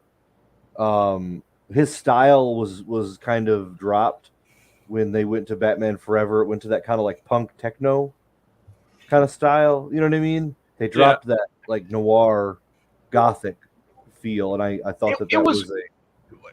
So I'm kind of torn on the whole Tim Burton thing. I love 1989 Batman. Yeah.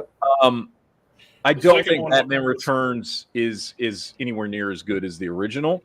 And I think Batman part Returns of that went too Burton-esque.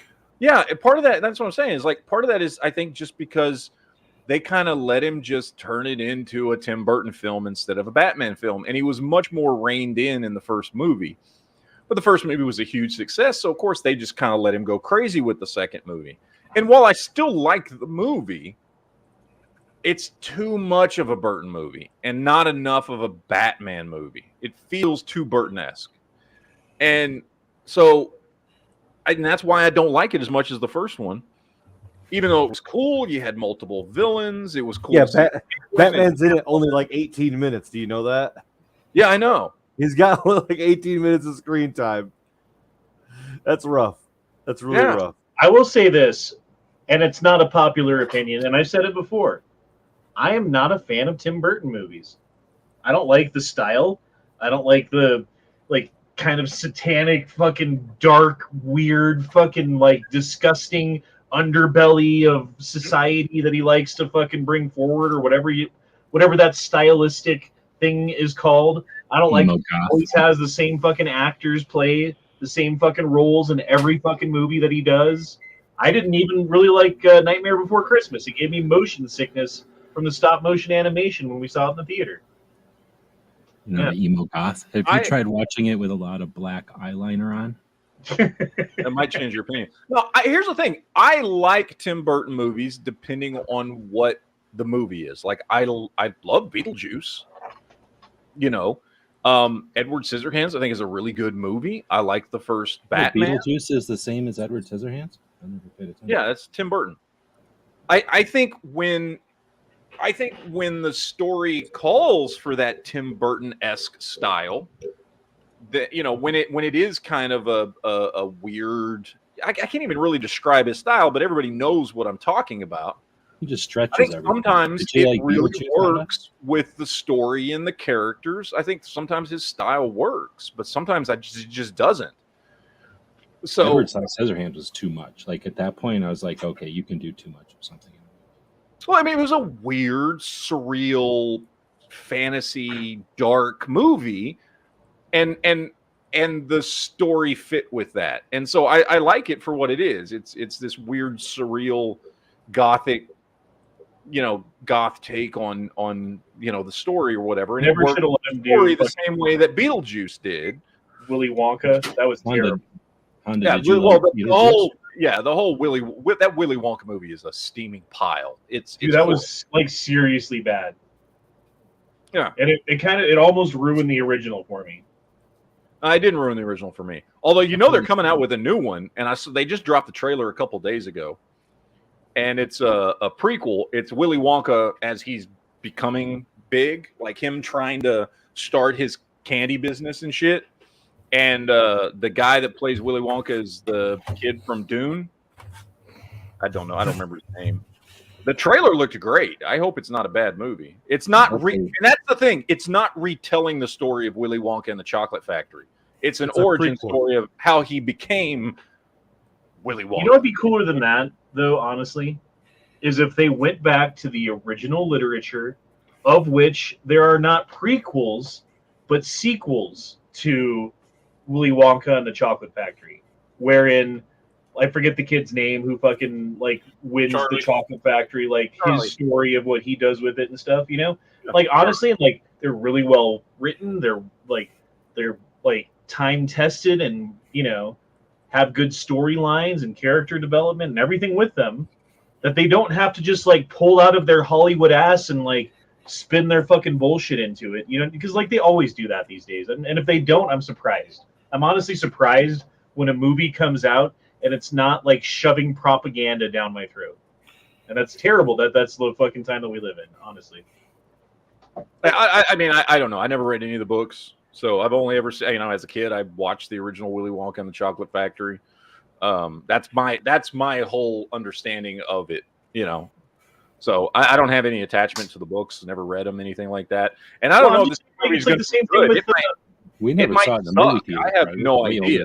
It's the same thing with Lord of the Rings, dude. There's this Silmarillion, whole fucking crazy unfinished tales and all of these other things that have been written down and thought about by Tolkien and by his son for years and decades, and all of this work's gone into them, and they're just you know what, we can do better. Yeah, no, that Amazon show, it's already out there. That Amazon show was fucking horrible. It was horrible. Now, I have said before, the last episode, the season finale, wasn't bad. It was like they took anything good that could have possibly been in that series and shoved it all into the last episode, and then, before then just like, here's 9 episodes of absolute crap. Here's 9 episodes of a completely unentertaining, boring bullshit. Oh, but the 10th episode, like, shit actually starts happening, and you might get a little bit of some story and some shit. And it's just like, it's just such a bad show and such a slap in the face to anybody who loves Lord of the Rings as a not just a story, but as a universe, you know, a whole world that was built up, you know, like. Are they still doing another season of that? I don't know, actually. I mean, originally they were. Originally season 2 was like greenlit and in pre-production before season 1 even aired. So I assume they're doing another one, but I don't know. I thought I heard something about like the budget getting cut significantly, though. Yeah, because like, yeah, we'll do season 2, but you get like 12% of the money that you were going to get. It should, because it was the most expensive show ever produced. They spent like millions and millions of dollars per episode on that show. I don't know how. I don't know where that money was set up. Hey, you get to do a story in the most fucking cool fucking story. And the original movies have better costume designing and everything, and they had a smaller budget. Yeah, and you can like make up your own shit, take the story where you want it to, have whatever characters you want, do whatever you want with the story, and you're gonna make it about like fucking, I don't know, what's his name, Galron being gay or something, you know? Like, God fucking damn it! Like, Jesus, could have done any are you story. fucking serious? Any story, an origin story about dwarves, about elves, something cool. They could have done Legolas and Gimli, their post adventures, because they went on adventures after. You could do stuff that like there's a whole. They were too busy battles. They were too busy virtue signaling too, because this is the first time we were going to see like a dwarf women. No, let's make them black dwarf women. But they were in that trilogy movie with the Hobbit. They were actually dwarf women in that movie. They have beards. Yeah. That's established. You can't really tell much of the difference between the two. I don't know, but I'll be honest. Amazon, as a production company, is real hit or miss. Because there are times they put out some great shows. When they took over The Expanse, show was fantastic. I mean, it was good before then anyway. That show's great. I love Jack Ryan. Yeah, Jack Ryan, Reacher. Well, that once they did do that whole stupid bullshit firing that one actor and killing his character off because he liked hot fans, female fans or something other, and so they're like, he's chauvinistic, misogynist, and so we need to fire him. Oh yeah, the pilot from The Expanse. The pilot, yeah, because his character is supposed to survive. He makes it through the entire story. Yeah. I feel like if I watch a show and there's a sexist on that show, then that rubs off on me. So I can't tolerate it. Well, because what happened now? So there's the story. There's the story. That particular situation. So there was what he said happened and what the fans said happened, and so Amazon just defaulted to, well, he clearly must have done something wrong. He was like, no, I'm going to conventions and yeah, I flirt and do this. And like nobody accused him of actually doing anything wrong, like sexually assaulting or anything. But like fans were like coming out going, oh, he hit on me and he did this and he, and it's like, well, what you can't. Is that part of like the benefits of being a celebrity? Like you can't hit on people anymore? Wrong to hit on women? Like I didn't know that was wrong or illegal or should get you fired. What is this dude's name? Like it was weird. His name is the pilot from The Expanse. Yep, that's his name. Oh, I did a quick kip dash while we were talking. I took what do you got? I took the version 1 Snake Eyes, which I never liked the body. It's kind of too skinny and weird proportions. I took all his gear, neck, and head and put it on the movie one. Yep, and it looks way better. That's a great sculpt, dude. What about I got like actually a better proportioned, much better. Yeah. But I like the head and the gear from the version 1 better than the movie one. So, what about Snake Eyes from the early '90s? I like that Snake Eyes. Which one? Where he was more like a commando in the blue No, with the blue in black. He's got the red visor thing on. Yeah. And he's kind of going back to that commando look, but he's blue and black. I love that. All the different versions of Snake Eyes they can make. They don't make that one. They're making a desert camo Snake Eyes instead of making that one, what you're talking about, that blue and black commando one with the red visor. Snake Eyes is one of those ones. He is G.I. Joe's Batman. In that he has had so many different action figures and so many different looks, and people would buy all of them if they would release them. Instead of making what people want, it's like, let's make a new version that's never been made before. It's like, no, make the ones that's been made in the 4-inch and 3.25-inch lines. That's what people want. My favorite one is still this dude here, which is the first. Is this the first one they released or second one? The Commando. That is the second one. It's the second one. Yeah, this Commando one here. That one is more like he originally was. Less ninja, more Commando. Because let's not forget, Snake Eyes was originally not a ninja. He did not become a ninja until Storm Shadow got really fucking popular. So the second version of Snake Eyes, they made him a ninja. Originally, he was just a solid black commando with Uzis and stuff. Yep. That was how he was originally conceived for G.I. Joe. Is that the size of a Star Wars figure, or is that one you're holding bigger? No, this is a 6-inch figure. So it's I want to be ninja. So, yes. Storm Shadow. That's funny.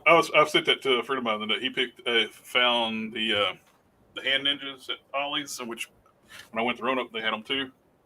I was like, I want to be ninja. Gotta say ninja. Yeah. What weren't those, I thought those weren't those exclusives to somewhere originally? Nope. They were part of the Stiltman wave, which then the first Into the Spider-Verse movie. So these are old.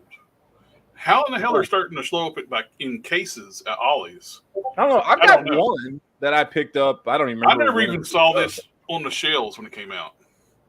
And now you can get them $10 a pop in full cases at Ollie's. I mean, good, I guess. Yeah. People would love to army build those. I didn't know I was going to find them today, so when my buddy found them, like 6, he asked me how many I wanted at his Ollie's. I said, give me 6. So I got 7. I'm not going to actually use this one for some parts. It's army build.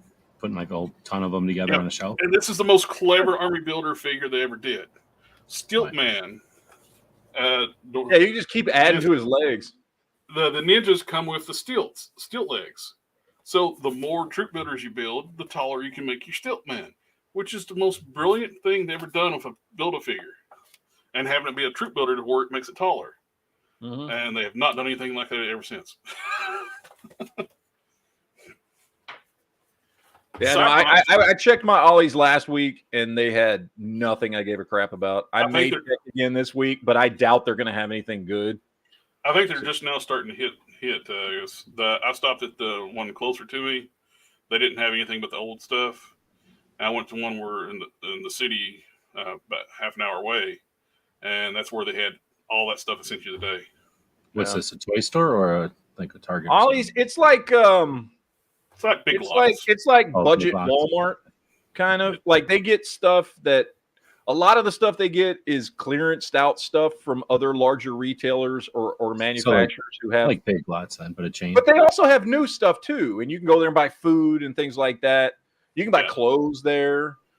But a lot of the stuff they have is like it's like a closeout outlet. Yeah. Okay. But then they also have some other stuff. Mm-hmm. Yeah. If they go and they like buy stuff from warehouses that have stuff sitting and like, okay, we'll buy 500 pallets of that and ship it to all our stores because you can't get rid of it. What I like about the one in Roanoke, it's in an old Toys R Us, and they actually have Toys R Us buggies. I'm going there to buy toys, so it's gonna. Hey, that works. Sweet. All right, so let's get back to crap we don't care about. Black and white sketch Superman and the Batman that laughs. The Batman who laughs, or whatever the hell. Yeah. Which, by the way, can we make this clear for everybody? I have heard people, because I had somebody. I was talking to somebody online talking about, I like Joker, and I collect Joker figures and things like that. Oh, do you have the Batman Who Laughs? I was like, that's not Joker. Yeah, that's Joker in another dimension. No, it's not. It's Bruce Wayne. The Batman Who Laughs is Bruce Wayne. He's not Joker. Mm-hmm. So just get that clear there. Nobody cares about this crap. Then there's this. Oh, I actually left a McFarlane multiverse group on Facebook today because I swear if they met Todd in person, I think they would like deep throat him and cup his balls and play with his balls. It's when they met him. Probably some of these ones they're defending this piece of shit here. This is horrible. You just don't know comic books. This looked horrible. First of all, as we've discussed before, same stupid Bizarro sculpt, which is not right for Superman. Yep. No red boots. That dumbass looking face looks ridiculous. Only thing they got somewhat right is the logo on the chest. Huh? That's supposed to be that original Superman lifting up that car. The original one from 1939, whatever Superman.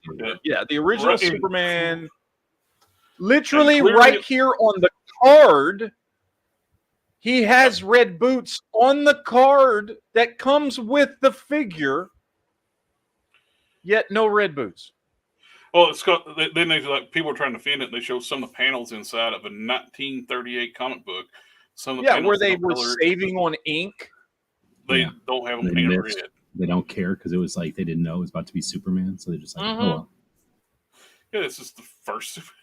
It's literally, but it's supposed to be like the C-3PO glitch leg or whatever. Like, and if you see too, that logo on his chest is much bigger on that card too. Yeah, I mean they did get the logo right. It's not as big, of course. That maybe it's not as big because it's the right size logo. If it was a correct size Superman, and it's the wrong color blue. Yeah, like this is just, and I love Superman, and I love collecting Superman figures. You want to think of Superman wearing like onesie pajamas though. Oh, this is just not a good figure. One thing too though, there's no yellow belt on the first appearance. Superman.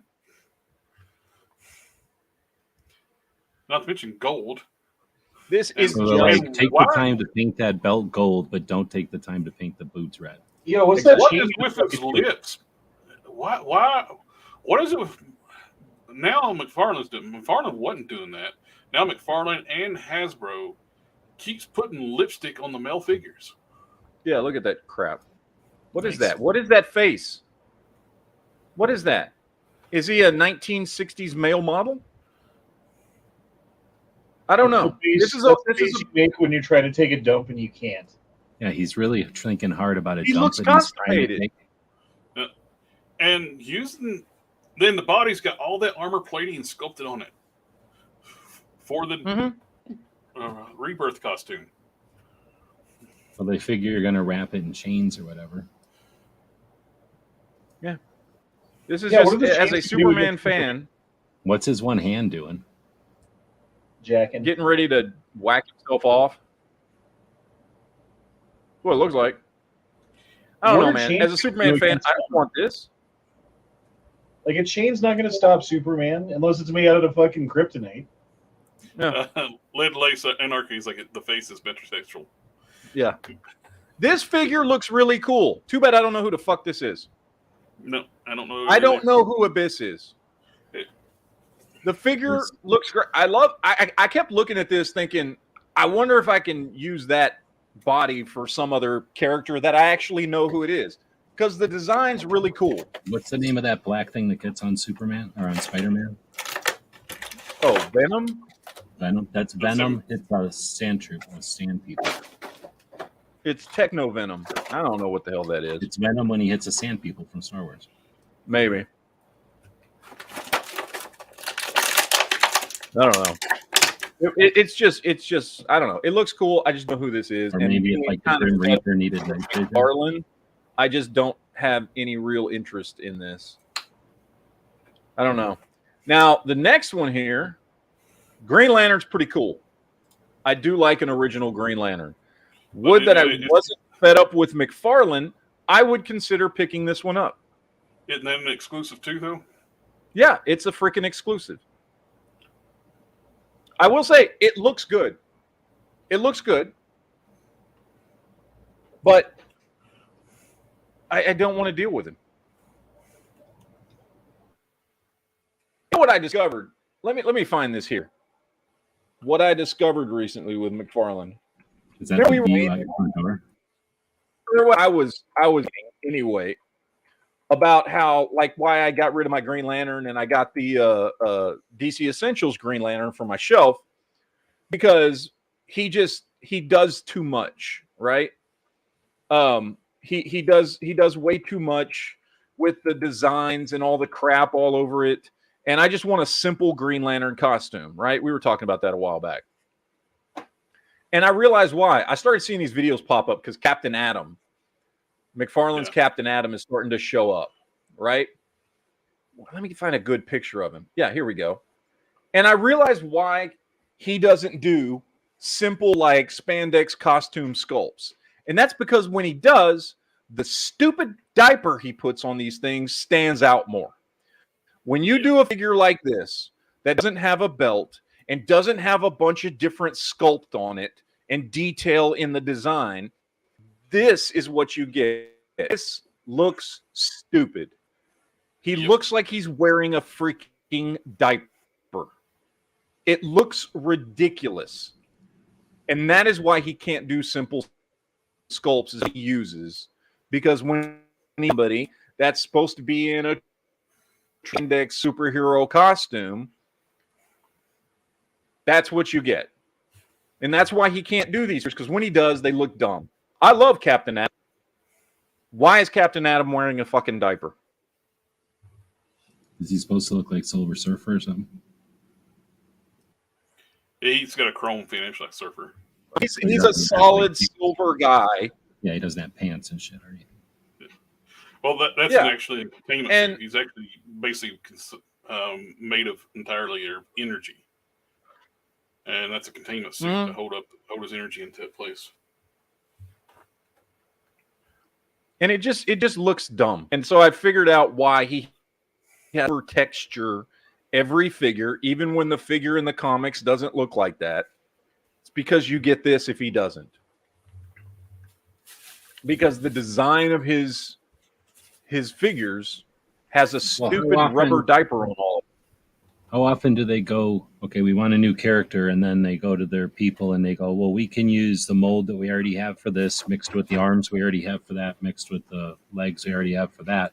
And we don't have to do anything extra and just run that for 200 times. Well, they all do that. They all do that. When it comes to Superman, though, he just keeps using the Bizarro body over and over. So, okay, but I mean, they do that. They know, like, they have this inventory of parts, and they kind of swap them around sometimes. Yeah, they all do that.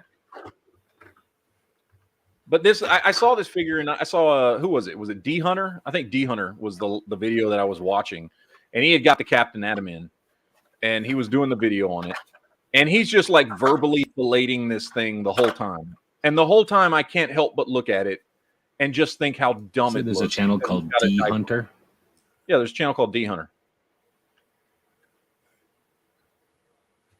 For you perverts out there, yes, I know what you're thinking. Okay?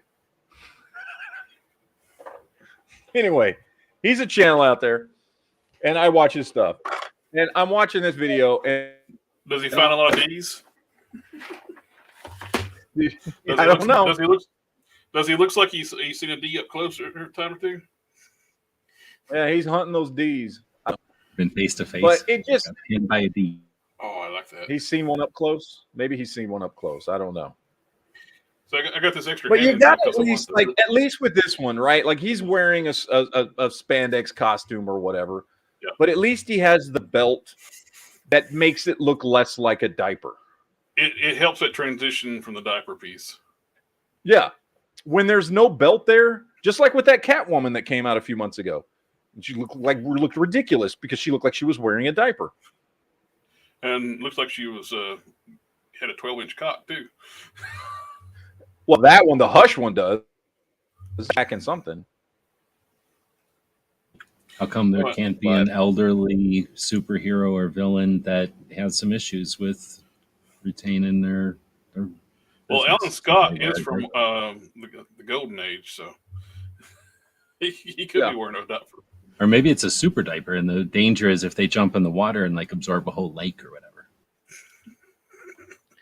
The only reason I can see anybody wanting this is because they want an astronaut. That's pretty cool. Maybe a steampunk that? astronaut. It's It's supposed to be Mr. Freeze. Oh, but like a black and white drawn one or something? Yeah. Okay. I don't know what Mr. Freeze is supposed to look like. I just thought it looked cool. Well, this is some weird. What is this? Some ancient version of steampunk Mr. Freeze who goes back in time, and I don't know what the story is. I don't really care, honestly. I bought the extra hand ninja for the hood for custom. Yeah. I was looking at the heads, and as soon as I saw it, it's like I bought the Mr. Negative 2-pack from GameStop a while back. Comes with those Oni mask guys. Yeah. That looks killer, putting the Oni mask on the hand ninja. Oh, that looks awesome. He can be like the leader of your ninja clan. Yeah. So I actually got several more of these heads. Actually, they come with like 3 heads with that pack. So I actually have like 4 extra heads. So, yeah, I dig it. All right. Lead Lace in the chat has a good question. People are talking about Daisy Ridley as Catwoman. What are the panel's thoughts on this? Okay, so. Who is that? Daisy Ridley, Rey from the new Star Wars trilogy. I've actually seen Daisy Ridley in several things. She's actually a good actress, even though those movies have their issues, and we can talk crap about the. Is she like athletic, like gymnast? Yeah, I could see her as Catwoman.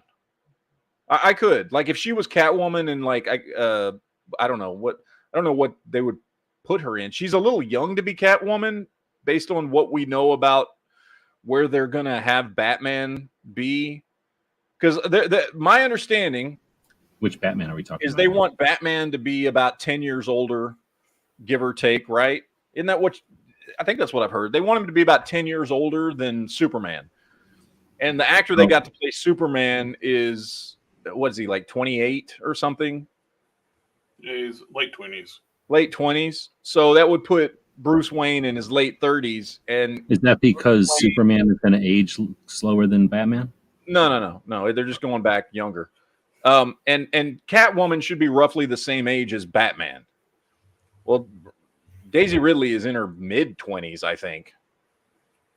So I don't think she would work well with a, 38, 39-year-old Batman.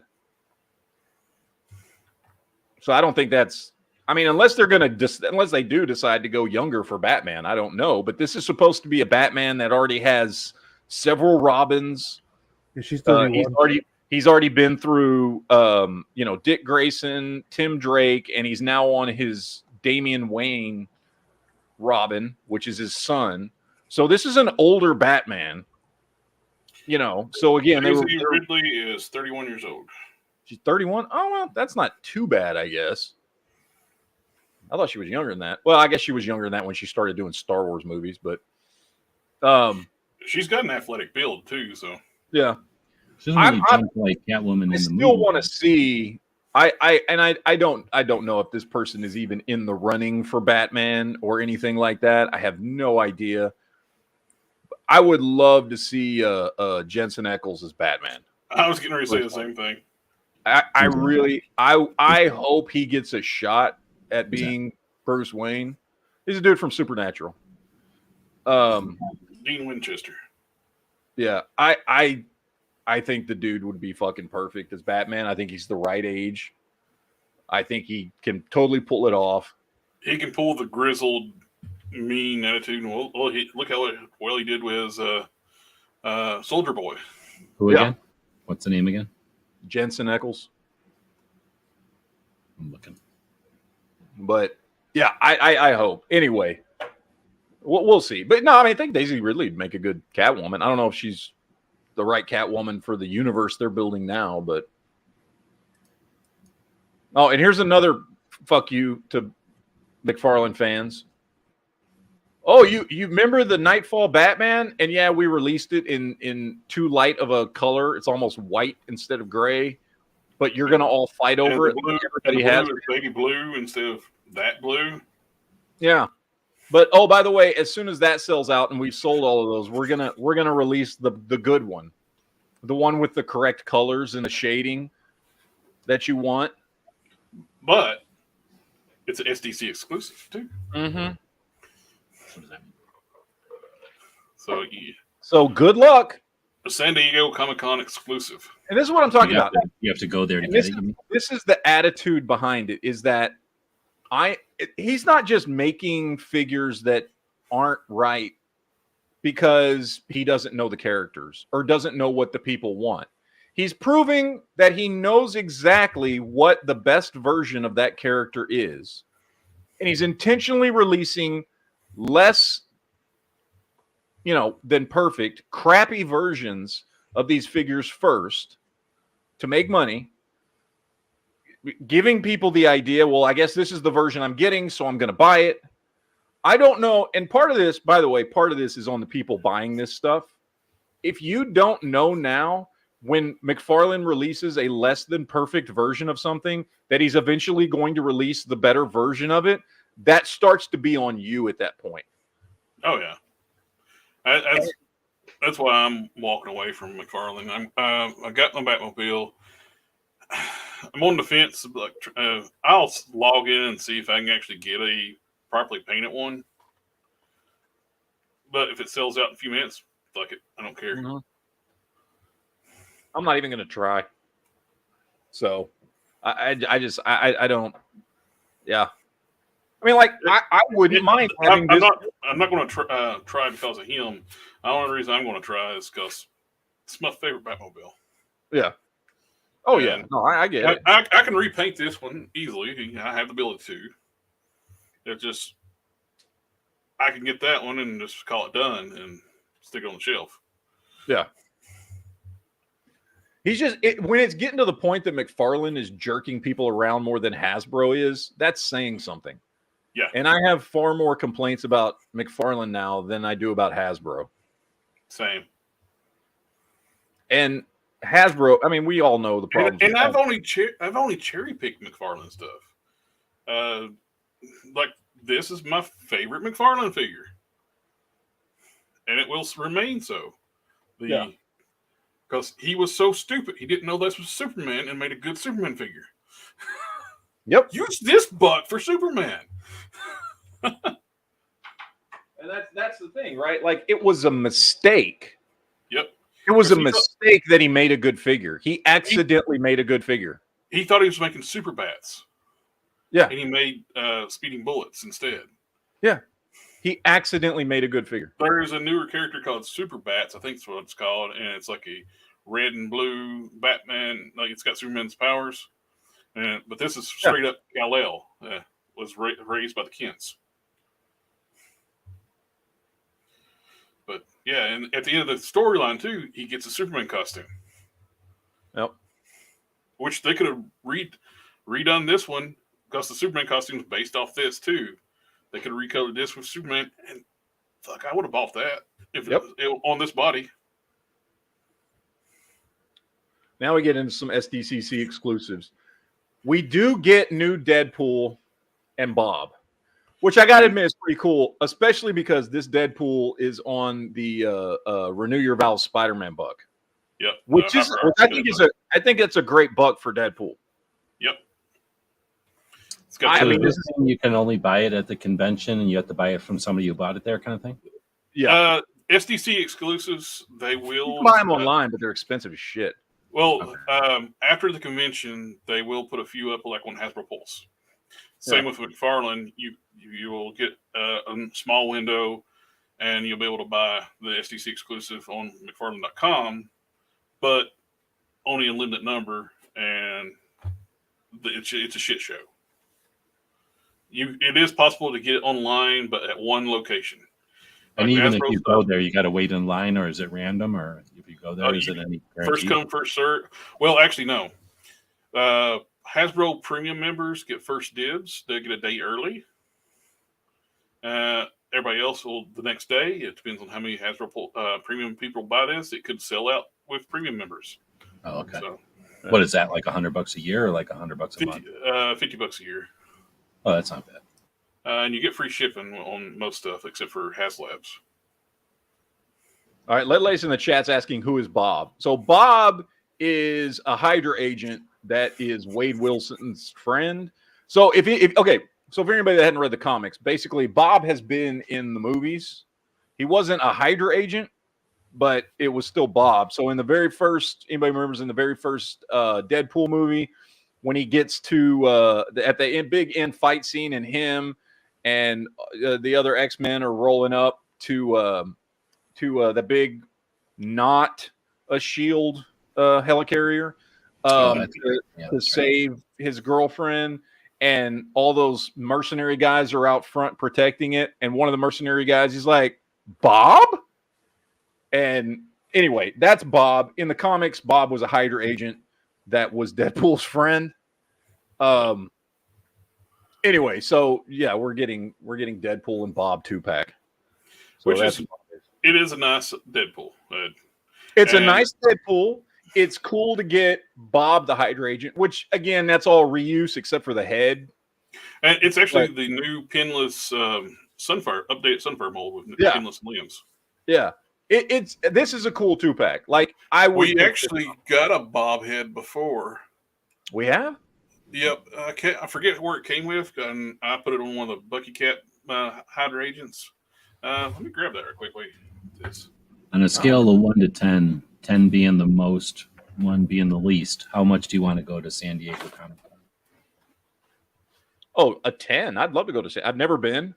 Well, I can tell you San Diego Comic-Con ain't going to be much of a Comic-Con this year, boys. Oh, I know, because Disney and everybody's pulling out to do their own shit. Well, no. The actors are on strike. Oh, so the actors won't show up to sign autographs and shit?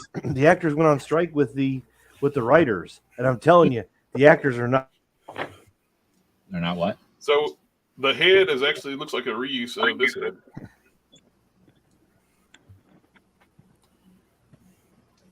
Yeah, it does actually. That's a reuse. Okay. So, Bob, I forget. I think it's came with a Deadpool or something other. I can't remember exactly what this head came with. It's just a repaint of this head. Okay. Well, it's still a cool 2-pack. I like this 2-pack. If this 2-pack was available widely, I would pick this up because that's an improvement over. I've got 2 Deadpool figures. One is a Marvel Select, but I only have one Hasbro Deadpool, and that's that the retro carded one that came. What body was that? It's Sunfire. Was that the Sunfire body? And he's too small for Deadpool. Yep, agreed. So this is a definite upgrade from that one, and I would absolutely pick this up to have Deadpool and Bob. Hell yeah! This is a cool one. I like this one. I love then we get new SH Figure Arts Iron Man 2, which is pretty fucking cool. I will never pick this up because it's too expensive. But how much is it? Oh, it's probably like $100. Is it metal? No, SH Figure Arts they're just import premium line. Yeah, they're made in Japan and they're. If you order from a Japanese vendor, they're cheaper. But what makes them expensive is shipped on the U.S. They'd be shipped from the cargo. Yeah. If you buy them from the U.S., you're basically buying like a secondary party. Is that the same head with like removable sunglasses, or was that 2 different heads? Yeah, it is. Those are removable sunglasses. Oh wow. I'm telling you that Comic-Con is going to be super different because all those actors are on strike, man. That's what they go on strike for? Because they went on strike to be in solidarity with the writer's strike, because the writers are on strike mostly due to streaming issues and revenue, and their perceived cut of payment for that, and the bad thing is that the executives are saying like we'll outlast you, and one of the guys, I can't remember who it was, said something about we'll starve them all out. And Ron Perlman made like a big video about how he was pissed off about it. But there is the bigwigs are under the impression that they have the upper hand. I don't know where that's going to go. When did they go on strike? 2 days ago, the actors went on strike. About 2 weeks ago, the writers went on strike. Well, Disney probably don't give a shit right now because they're saving money with them being on strike because they need money and quit not spend money. Well, and nothing's going to. The bad thing is that anything that was going on right now is going to be halted, and nothing's going to get done. Something just went into production and got halted already. It's something big. I think Deadpool 3. Probably stuff falls apart at that point too, right? Funding but like, I don't know if you got this on your list to look at, Matt, but that new Godzilla figure is badass for the new movie coming out. There's a new Godzilla movie coming out? Yep. Japanese. Toho. Oh, the Japanese. Yeah, okay. I thought Toho apparently didn't like the Shin Godzilla, which nobody should because it was a pile of garbage. It looked stupid. So they're making a real Godzilla movie. Okay. Well, good for them. And it looks badass. Well, I do know. I'll be honest with you. As far as the writer strike stuff goes, like, I don't know why that would affect Comic-Con personally, because like it's not like they're on strike for making appearances. Oh no, but they're not going to make appearances to be in solidarity. I know. Well, I'm just saying, like, I don't know. Like, if they decide to do that, okay. I guess I just didn't think of them not deciding they don't want to go to fucking Comic-Con. But the big thing I heard about that's their fans. That's not the industry. Yeah, they're not acting or anything. They're just going there and saying hi to fans and shit. But the big thing I heard about Comic-Con is WB, Disney, and somebody else, I can't remember who, are all pulling from Comic-Con this year. Disney's got D23. They're focusing on that. They're not going to be at Comic-Con. WB is trying to get their own thing going. And then there was another big studio that's not going to Comic-Con this year. Yeah. So, like, I'm not going to Comic-Con this year. People go to see, clips from new movies coming out from these companies, or see cast being announced for new movies and all this shit. And when you have three large companies, like especially WB and Disney, not going because they're going to do their own thing, like what is WB? Is that like Warner Brothers? I know, but I mean, how much stuff does DC. Warner Brothers owns at this point? They own DC and all kinds of shit. Warner Brothers is the largest movie studio in the world. Who owns Star Wars? Disney. Star Wars is Disney. Okay. Well, I'm so just telling you that Star Wars and DC show up because it's working. It's not just for the fans. I get that. That's what we believe. Yeah. But like that, it's working. Like all the actors walked out of Oppenheimer, the Oppenheimer premiere. I saw that. Yeah. They did it on purpose, but they like went and sat down, and then they all got up and left. And that it's the same thing. Like, we're not making appearances. We're on strike, and that's a part of it. Is to fuck you to the companies. But man, I'm telling you, I think that, and there's a lot of stuff going on strike, man. Like UPS, that's gonna mess up shipping. Like UPS is gonna go on strike here anytime now. That's in the air, man. I don't know, but it's weird. I think it's gonna drastically affect. Dude, if the actors don't show up for appearances, and if these studios don't show up, Comic-Con is going to be fucking dead. Now, that being said, there's still not a lot. I would say it's probably like 20 or 30% of people show up to Comic-Con for what Comic-Con actually originally was, which was a comic book convention. So they'll still have people that'll show up and be fine, that not all that other shit is there. But the vast majority of people that go nowadays are not going for the comic merchandise, toys, all that kind of shit anymore. Which the only reason I would want to go is for the toy vendors, like the big shows. I'd want to go. If I was going to go, I'd want to go for everything. I'd want to go for the toys, for the comics, for the people there. Spectacular it is, right? I mean, I like seeing. It's like what's going on this weekend is TFCon. My favorite part when I go to a TFCon is getting to see the prototype panels. What's coming up? Yeah. What are you saying? What kind of con? TFCon. What is that? Transformers Convention. Oh shit! The Canadian it happens 3 times a year. It's the Canadian one right now, and they just revealed like stuff like fans' toys is getting released. Canadian Transformers are all like lawnmowers and tractors and shit like that. Stills. Oh, it's for everything. But they revealed some like stuff coming up from Fans Toys. TFCon is a bit for like third-party Transformer stuff, big mostly. They sell and it like a robot transforms into one of them things you stick in a maple tree. All right, let me get these super chats real quick. Practical Bacon says, meh. Thanks, sir. Dom says, actors joined the strike as Suits wanted to start CGIing the entire actor only to pay them once versus the residual checks for any future project. Yes. No, I heard about this. There is a company now that works in Hollywood where they want to pay actors to go in and do a day's worth of work at this AI company. And they're paying them a decent chunk of money, but obviously not as much as they'd make for a movie or anything. So that, and in exchange, they're selling their CG rights to these studios, and these actors are like, "Fuck you!" Like, no. It's the same with the video game people that did the models for the video game actions. They weren't being all snooty about it. They gave away their, they just acted as body doubles. Yeah, but they're giving away. But there's a difference. When somebody does a video game, they're selling their likeness for that video game. Right. What the studios want is for them to sell their likeness to the studio to be used so they can create they want in any movie at any time. What is that called? They can just create a body that has their dimensions, and they just add whatever characteristics and voice they want. I would. There's no way in hell I would do that if I was them. I'd be like, "Wait, that's what it's called." Same with writers; they're just going to be able to tell the brain to sell my image to you for what? Like fuck no. Well, they'll just make up completely fake people. So I don't know what they're thinking. Like they're basically going to write themselves out because they'll just come up with a completely CGI, just like any CGI cartoon. They just make those characters up. They'll just start making up more realistic characters. But the same with writers. They're just going to go up to the robot and say, make me a winning movie that, is like this movie mixed with that movie. And the robot will go, here you go. And they don't need no writers anymore.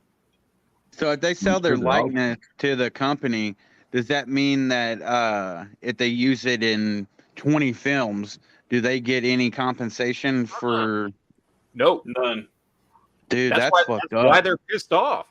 No shit, I'd be pissed off too. That's bullshit. They wouldn't be involved anymore. That's the thing. I mean, here's the thing, though. Here's the thing about that, though, is that they have the power to stop it. Just don't sign these deals. Don't let your likeness be used. There is not a reason to strike. Just go, no, I don't think I want that. Yeah, exactly. It almost seems like they're trying to get rid of actors altogether because they want them all CGI'd or. Well, this is for background actors, like for crowd shots and stuff.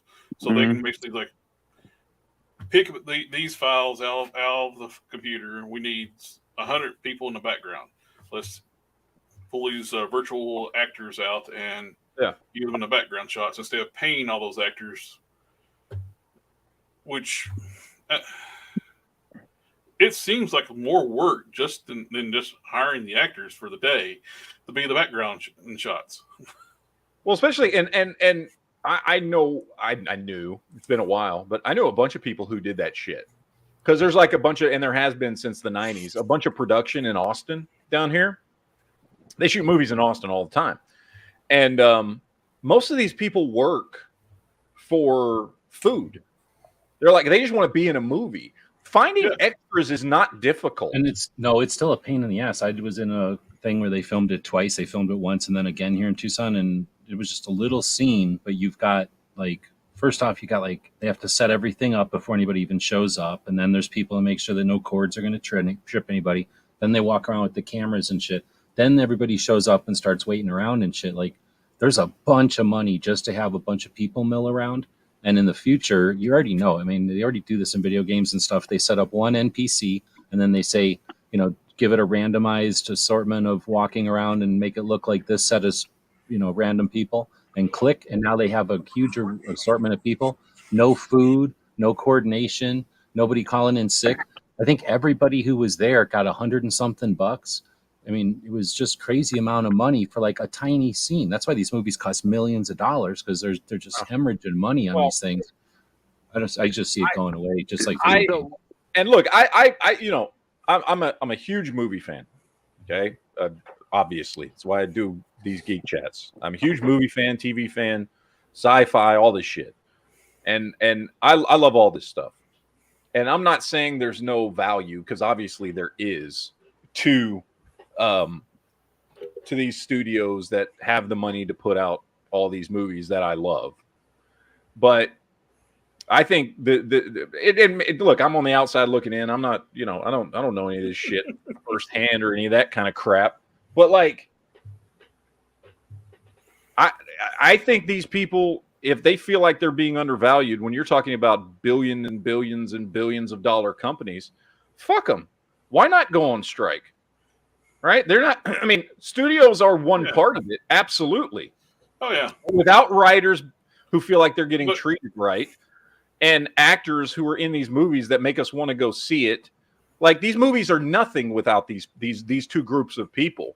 And I'm not saying I mean the actors I don't think are feeling underpaid for the most part, but writers are a ridiculously important part of making something that people like.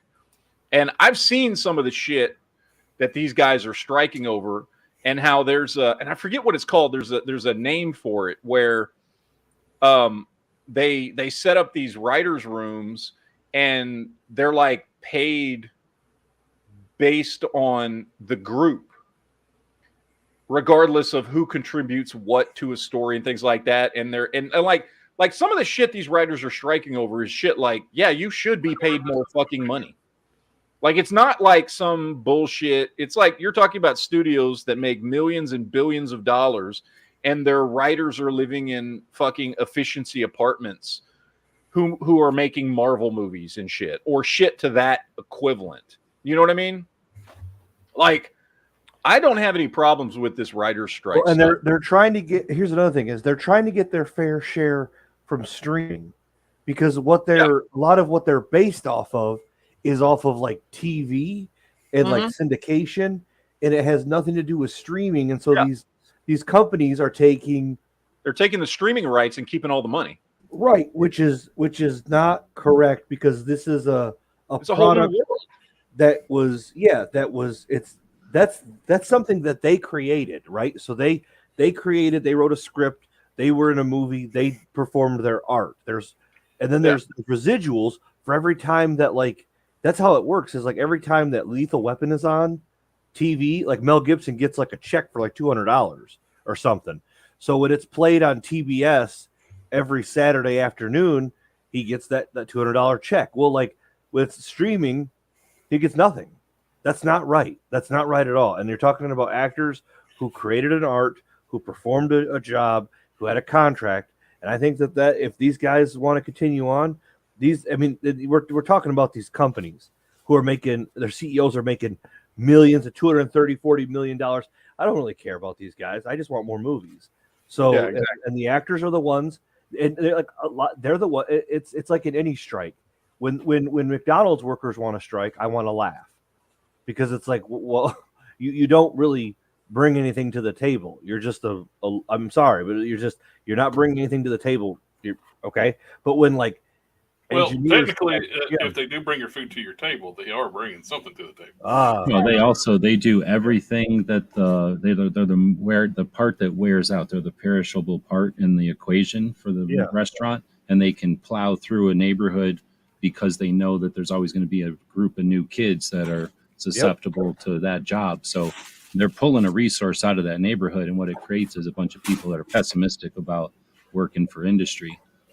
Yeah. So there is a cost there. I'm just being funny, I guess. But it's different when there's actors and they have a lot more value to the industry than another. Well, okay, so back in the olden days, there was a lot of different stuff, and then it went to TV shows, and then it went to cable. But now actors are getting millions of dollars, and they are in the movie for a moment, and the CGI that's responsible for making them look like superstars, those people make pennies and are basically penniless, going from job to job. So I don't have any pity for like a Tom Cruise or whoever the guy is, Iron Man or whatever, when they're making billions and like they're buying cars and having shows about their cars and shit, like, and they're striking. So it's like, if they're, what I'm saying, like, I have very little pity for somebody who's making that end of it. Well, and that was a whole other thing that came out. Isn't there actors like what's his face will say, "Oh no, I'm not making that money because these people do more work. Pay them first." Like, there's Tom Cruise is actually one of those people. Okay, so I'm picking bad examples, but yeah, exactly. Yeah, but no, I know what you're saying. But no, there was actually this is a couple years ago. There was a big push in the industry to get CGI artists paid more because you're right. They make fucking pennies for every $1 million some of these people make. And these big companies, especially these big companies are doing, big comic book movies and all this stuff, are burning up their CGI artists and just running through them because that's large chunks of the movie, right? Like even chunks of the movie that don't have a CGI character, like all the background and all the special effects and all this stuff. And that's a big deal. The CGI, I mean, that's another that's another industry that should be striking right now because of how they're treated. Now, a lot of them can't because they're people in fucking, buildings in China and shit or whatever doing a lot of this stuff, and so they're not allowed to strike. Yeah, they got to move from country to country, from what I understand, in order to work in the state in the countries that have the best tax, blah blah blah, so that they can even exist or something. Yeah. So that's why you've seen like a big dip too in quality of CGI too. Well, yeah, exactly, because they say, "Oh, I need X amount," and then they're like, "Actually, I need X amount times 10." So now it all goes to suffers. The best CGI is between like the mid 2000s, and now it's gone like. Oh, dude! I mean, you go back and look at some of the CGI from Lord of the Rings and like even the prequels, Star Wars prequel trilogy. Mm-hmm. CGI is far better than the sequel trilogy was. I mean, like you look at that period of time with the CGI, there was like this 15-year period of time from like the early 2000s to the mid 2015s when CGI was just fucking amazing, and it started moving backwards now. Well, and it's because they rely. It's because their reliance on CGI is so heavy. Because like Lord of the Rings was smart. When there was 200,000 orcs attacking Minas Tirith, he had 2,000 orcs online rushing towards the Rohan guys, and so he actually got 2,000 people to run there, and then he just like supplemented that in, and that's why that stuff holds up, is because it was done with bridging the gap, not relying on it like what do you have? Like the new, like that's why I don't really like the new the Hobbits, because it's all green screen. There's no sets. There's no real fiction. But part of it is also, I think, that when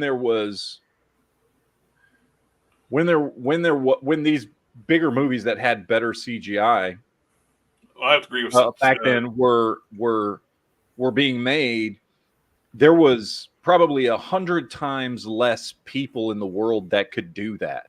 And the people that could do that were top tier motherfuckers. Yeah. And now there's far more people that get paid to do CGI because the studios are like, well, everything has CGI in it now. And so it's kind of like when your pool is much bigger and you're hiring more people, the chances of you getting the best of the best of the best, or being willing to pay for the best of the best of the best, is exponentially lower. You know what I mean? Which is why you have like, and I don't even give a shit about, Avatar, but like the Avatar movie that came out last year, like James Cameron spent a fuck ton of money on getting the best CGI artists in the world to make that movie. The CGI was fucking amazing. Alita Battle Angel, another one. But like as far as CGI goes, it was fucking beautiful. It was gorgeous. Well, it's like the Alita Battle Angel versus Captain Marvel. Captain Marvel looked like shit. Alita Battle Angel was a gorgeous movie, but they trashed Alita just to build up Captain Marvel. Yeah. I agree with Matt that that CGI really jumped the shark with the really the pinnacle at the end of the movie Contact. Jesus Christ! I do agree with TC too that CGI, I think, that has contributed to some of the bad writing and filmmaking in Hollywood. Yeah, because there's over reliance on it. Yeah. Exactly. Real quick, just also like, well, we can just make a remake of this and pay somebody to do it, right? They don't need anybody original. I've seen they're remaking Mr. and Mrs. Smith. Already? Yeah, with the black guy from Community. What's his name? That little guy. Oh, comedian. The comedian guy. He's going to be. I know who you're talking about. I forget his name. Yeah, he's going the to be guy like who wanted to be Miles Morales, but now too old to play Miles Morales. Yeah, he's going to be Brad Pitt's character. What's funny is I love Mr. and Mrs. Smith. I love that fucking movie. The time it was pretty good. The fight, one of my favorite moments in movie history is that fight scene between them in the house, and when he does the whole Will Smith from Fresh Prince move, and he's like it doesn't show it, but she's behind the couch, and you just see him from the other side of the couch, and he's like, and he's doing like wrestling moves on her and just like kicking the shit out of her. Fucking hilarious. Oh, Donald Glover. Donald Glover. There you go. Real quick, I do want to address something in the chat. This is for you, G-Webs. Dom in the chat. What's up, Dom? Says wait, where did it go? I just saw it. I just saw his comment. Oh yeah, he says no, we have cars, trucks, and trains and planes here in Canada too, not just tractors and horse wagons. He's talking about the Transformers. Transformers being like I sent Dom a link tonight, but he said he was busy. So moose traps, like them big moose traps they put out to catch moose traps that transform into robots. Yep, turns into a robot and runs around and drinks beer. You know, it'd be cool. I would love to see a Canadian Mountie on a horse transformer, where the Mountie and the horse turn into a big robot. That'd be pretty cool. The combination too. It would be. I would like that. Oh, look, another exclusive. I so want this though. Oh yeah. I really want this, dude. I think he goes on sale is it the 18th when they're doing that Walmart Collectors Con? Actually, doesn't some of it start tomorrow? I don't know. 18th. Well, that blue bar tells us. Shop all Collector Con new releases 17, 18, the 18th 19th. And the 19th. But I think they're doing some on the 16th and the 17th. And then again on the 18th and 19th. I think there's some that goes live tomorrow, I think. Was there any Amazon Prime stuff that you guys got? Nah, I didn't get that Prime. Okay. Amazon doesn't do exclusive shit? Oh, absolutely they do exclusive stuff. Yeah, they do. Oh, okay. I picked up myself when it was cheap. But, real quick, I'll put this out there in the chat for anybody that wants this. Put that link out there. That's the link when it goes live. That's the link you will click on to get if you're looking for Bucky Cap, which I absolutely am. So, is this the Vulcan body? What body is this? It looks like might have some Vulcan parts, but I think it's mostly new. It's engineered like Vulcan because that star is sculpted. Oh yeah, it is, isn't it? What's the idea with them being like half black and half blue? Because that's Bucky. That's not Steve Rogers. That's when Steve Rogers was dead. Yeah, he was dead. Bucky took up the mantle of Captain America. The only thing I don't like about this is the gun. They gave him they gave him like a new uniform, you mean? Yeah. They gave him some fake instead of like in the comics. What was it, a 1911? I think he had a 1911 in the comics. I think he uses a Desert Eagle in the comics. Was it a Deagle? Okay. But they gave him some sci-fi looking gun. I know the toy, the original version of this toy came with a Desert Eagle. No. I don't know. I can't remember in the comics. Maybe it was a 1911 in the comics. It looks like he has a giant watch on his one hand.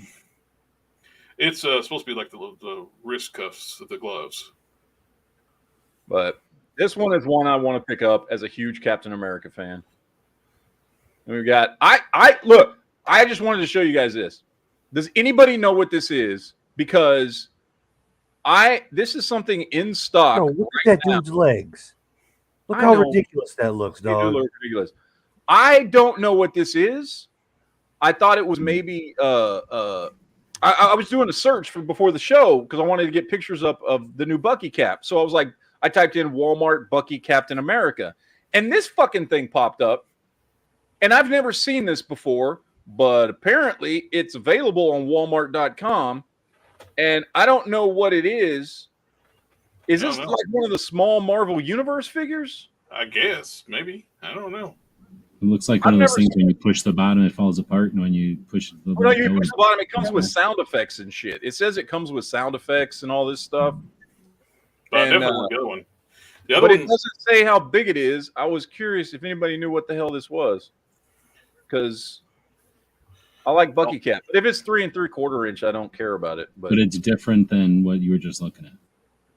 Yes, it's completely different. Yeah, I don't know. What else do they got? Oh, they do have some of the Marvel Universe characters in here.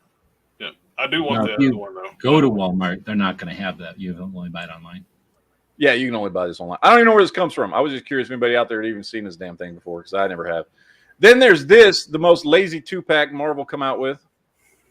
What is that creepy ass Spider-Man? The fuck, really? 6-armed Spider-Man, which is a shitty figure with Morbius, which is an okay figure. Yeah, the Morbius, they didn't give him a new body. It's just same Morbius they did before. Yeah, it's the exact same one. They could at least put him on a Vulcan body. But no. It's another Bucky Cap reissue. And that's still a retool of the Amazing Spider-Man figure, which makes that Spider-Man too damn small. Yep. They did make a new torso. It has a diaphragm. But the rest of it is still the Amazing Spider-Man, which is the Andrew Garfield Spider-Man figure, and it's got the texture suit, tiny, and it's a tiny figure. It's a true 1/12 scale figure. What's 1/12? Is that like a G.I. Joe? Star Wars? It's 6 inch. 6 inch. They call Marvel Legends 1/12, but it's not. It's like Marvel Legends more like it's a 1/11 or something like that. These shit there. This thing I'm kind of interested in. The Star Wars Elite. Yeah. Until I saw the price, and I was like, okay, fuck you. How much is it? $110? Fuck them. Yeah, no shit. I was like, oh, this would be cool to get Star Killer in, 6-inch scale, and hey, you get a couple of cool new Stormtroopers too. It's Hasbro. They're going to re-release Star Killer on a single card or something other, or a different paint brand. Yeah. I was like, oh, this would be cool. 3 figures. Oh, what is it? Maybe $75? Nope, it's $110.99. Fuck that. Fuck you. The hell? They are nice. These are new retooled Stormtroopers. They are cool. I'll give you that. And getting Star Killer would be cool. Is that like effects pieces around him, or is he's got some effects pieces that are actually plastic. That still don't make it. No, $110. No, it's not $110 worth of shit. There's no way in hell. Hey, Matt. Mm-hmm. I know this really isn't geek related, but I got something today that I feel is pretty fucking awesome. So I thought I wanted to share. Okay. Can you see? You got a new lawnmower? Yeah, my neighbor fucking gave it to me. Shit, that's a Canadian Transformer, dude. Watch out. That's the Canadian Transformer. It's a fucking joystick operator. Look. That's how you drive this little fucking joystick. That Transformer's name is Bushwhack. But I think by ringing a beer at it, it'll catch. No, that's cool, man. That's good. That's one of those zero turn motor, whatever they call them. I forget, 0-point mowers or whatever. Yeah, dude, it's fucking fun as hell. I was enjoying mowing a while ago, dude. I could spin this bitch on a fucking dime. You know how in Yellowstone, how they fucking spin the horses and shit when they're training them? Yeah, I could do that shit on that lawnmower, dude. It was fucking fun. I was having a blast. Adam in the chat has a great idea. Paint it Iron Man colors. Just add some gold to it. Yeah. They put you a cup holder up so they can have your beer on there, so let's make a true Canadian Transformer. Yep. No watered down piss though. All right, what else we got? Oh, new G.I. Joes. I have zero interest in these. I got to be honest. I don't care about any of these. Because they're not from the G.I. Joe cartoon, nor the comic book. This is a repainted Alley Viper. So I like Alley Vipers, but I don't like this paint job. Even though it's garish, I like the original paint job better. I do too. The orange and blue, because that's the figure I had when I was a kid. Yeah, and plus the bright orange and blue. If you really look at it too, it's the exact same shade of blue as the rest of the Cobra Troopers. Yeah, I like the original Alley Vipers. Even though the orange stands out, but the blue matches the rest of the Cobra Troopers. We got Zombie Dude here, or whatever the hell he's supposed to be. Oh, that's badass. I like that. This is going to be a mix. They're trying to work in the story-wise a crossover with Transformers. Yeah. If you zoom in on that head, it's actually dark energon crystals. That head almost looks like it's one of those creatures from Last of Us. Kind of, yeah. You put the regular gas mask on, it's just a miner. Then when they're infected, they turn into this thing. What do they call it? Mole rat. Mole rat. The other miners, I think they show like a little picture of them in the background of Tunnel Rat's box art. Mm-hmm. Didn't officially announced it, but I don't know. Yeah, I have no interest. I don't either.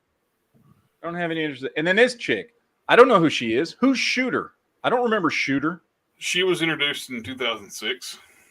Okay, so she's not an original. So she's not a G.I. Joe that I know.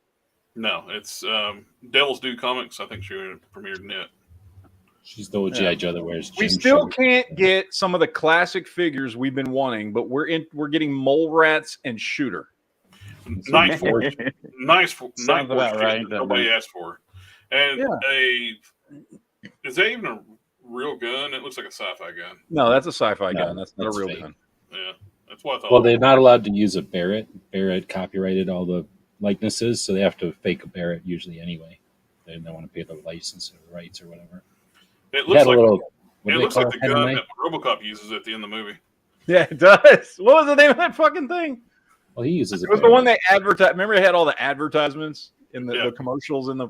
Yeah, I forget about that. Yeah, it does kind of look like that. She looks too damn small to be trying to hold a gun like that big. No, exactly. Yeah, you showed her that sucker standing up. If that's the real gym shoes, just and gave her tennis shoes. So 3 figures I don't care about. Saves me money, so that's good. I gotta be honest. I kind of like these. I kind of like that too. Muhammad Ali. What's that robe? Cool. Is that fabric or is that rubber? This is fabric. Okay. We got a Muhammad Ali figure. I don't like the Mattel wrestling figures, but I kind of like this. This looks kind of cool. Those are the Ultimates too, so they got the butterfly joints and diaphragm joints instead of them. So it floats like a butterfly joint. Yeah, and we're getting. I think it's a 2-pack. It's Muhammad. Is it a 2-pack? It's Muhammad Ali and Hulk Hogan. No, it's not a 2-pack. Okay, so we get the Muhammad Ali, and then there's boxer versus wrestler. Is it a 2-pack? I don't know. Go back. It said right there. No, you get the referee. You're getting Muhammad Ali and the ref. Yeah. Oh, it's two. It's a Muhammad Ali referee and a Muhammad Ali figure. I think they're both Muhammad Ali. Isn't his real name Cassius Clay? Yeah. Yeah. Oh, you mean it's him as a boxer and also him as the referee for the Hulk Hogan? Yeah. Okay. Yeah. I don't know. I kind of want this Muhammad Ali figure. Yeah. That looks pretty cool. The Piper is from a 2-pack. I think last year's SDC exclusive. Did they make the They Live figure? They did. NECA does. Well, they actually they made one too, didn't they? Yep. They made one too. I got one. Still in the package. I like that. I like that Muhammad Ali figure. It was the hardest one to get though. Mattel was doing like wrestlers as their movie characters. Then they just dropped it. I guess they didn't want to pay like the movie rights. They're too expensive to produce. Yeah. The last one they made was probably the most expensive one you can't find. It was Andre the Giant as Bigfoot from the Bionic Man. Oh wow. Talking about Muhammad Ali makes me think of that scene from the Rundown with The Rock when he's fighting that little dude. Oh yeah. The stupidest shit they did with that Mattel WWE movie line, they did The Rock as his Fast and the Furious character. What's his name? Hobbs. And they didn't do Hobbs in his t-shirt and jeans. They did Hobbs in like a Hobbs and Shaw movie. Yeah. For the 5 minutes in the movie where he has his shirt tied around his waist and shirtless. That's the figure they made. not the look he has 99% of his looks in the movies. Isn't he supposed to be coming back for the next installment of Fast and Furious finally? Yeah, because he's not going to be a DC star. So, if you get a Thor figure and the hammer falls on the floor, how do you pick it up? I don't know. You have to use the figure's hand to reach down and pick it up. Yeah. I can only find this one picture of this thing. Now, full disclosure, I'm not a big fan of Revoltech. I've got a few figures. There's a reason why you can only find this one picture. It's probably the only pose it looks good in. Yeah, probably. I'm not a fan. I've got several of their Iron Man figures that I'm not a fan of. I do have a Boba Fett that's pretty good, but that's because I replaced his shoulder joints with a single shoulder joint instead of that double balled fucking bullshit. Yeah. So it looks a lot better. You cannot now pose a Robotech figure. In this pose, this dude looks good. Now, the other side of that is this dude is true 1/6 scale, so he fits in with absolutely nothing, considering Thor's supposed to be bigger than every other Marvel character, other than, like, you know, Thing and fucking Hulk. But this does look cool in this pose here. I'll give him that. Like Mayfex released that comic book Thor, and it's tiny. Oh, yeah. I think fucking stupid looking, too. It's small. And it doesn't even look as good as the fucking Marvel Legends. Yeah. The 80th anniversary or 20th anniversary or whatever. Still looks way better. That we got for $25. Mm-hmm. And this thing, that Thor is $100, and it's tiny. Yeah. And don't have broad shoulders. It looks like a guy in cosplay. I was looking at this, and I don't know if you care about any of these. We get Obi-Wan Kenobi version of Darth Vader, Black Series. We're getting a new clone trooper. Wish they released Rex again. Yeah, no shit. This one, I didn't know if you were interested in this one. Bone Crusher, Masterpiece Bone Crusher. I'm not into the movie Babyverse stuff. Yeah, especially not for $165. What the fuck? Definitely not. Yeah, so Target's got some exclusives, but it's like 5 things, none of which I'm interested in. Walmart's got their stuff up. Well, I said comicbook.com has links to everything. So if you're like waiting for Collector Con, yeah, you know, you can like they've got the links up. So comic book I think some of those are from last year. Has this. They are, but the links will be renewed. So whenever it goes live, it's supposed to be the same links. So, but they've got, let's see, what do they got? The Phase 2 Clone Trooper, Range Viper, Big Ben, which I think I have Big Ben pre-ordered, and I still haven't got it. Those are from the last Collector Con. Yeah, no, they're putting them out again. Oh, are they? I still haven't gotten my Big Ben from last time. I'll make another. I miss Big Ben. I was debating about getting them. Then time I made the decision that they sold out fast. Yeah, I got Big Ben. I don't know Big Ben because he was in the Dick series. And anyway, I just think he's a pretty damn cool looking figure. He's a pretty big dude that tells time all the time. That's his. Yeah, exactly. Yeah. Now he's a British SAS soldier who's a part of G.I. Joe. So I think he's a cool figure. I pre-ordered him, but like I said, I still haven't fucking gotten him yet. And when was that when did it come out? How many months ago was that?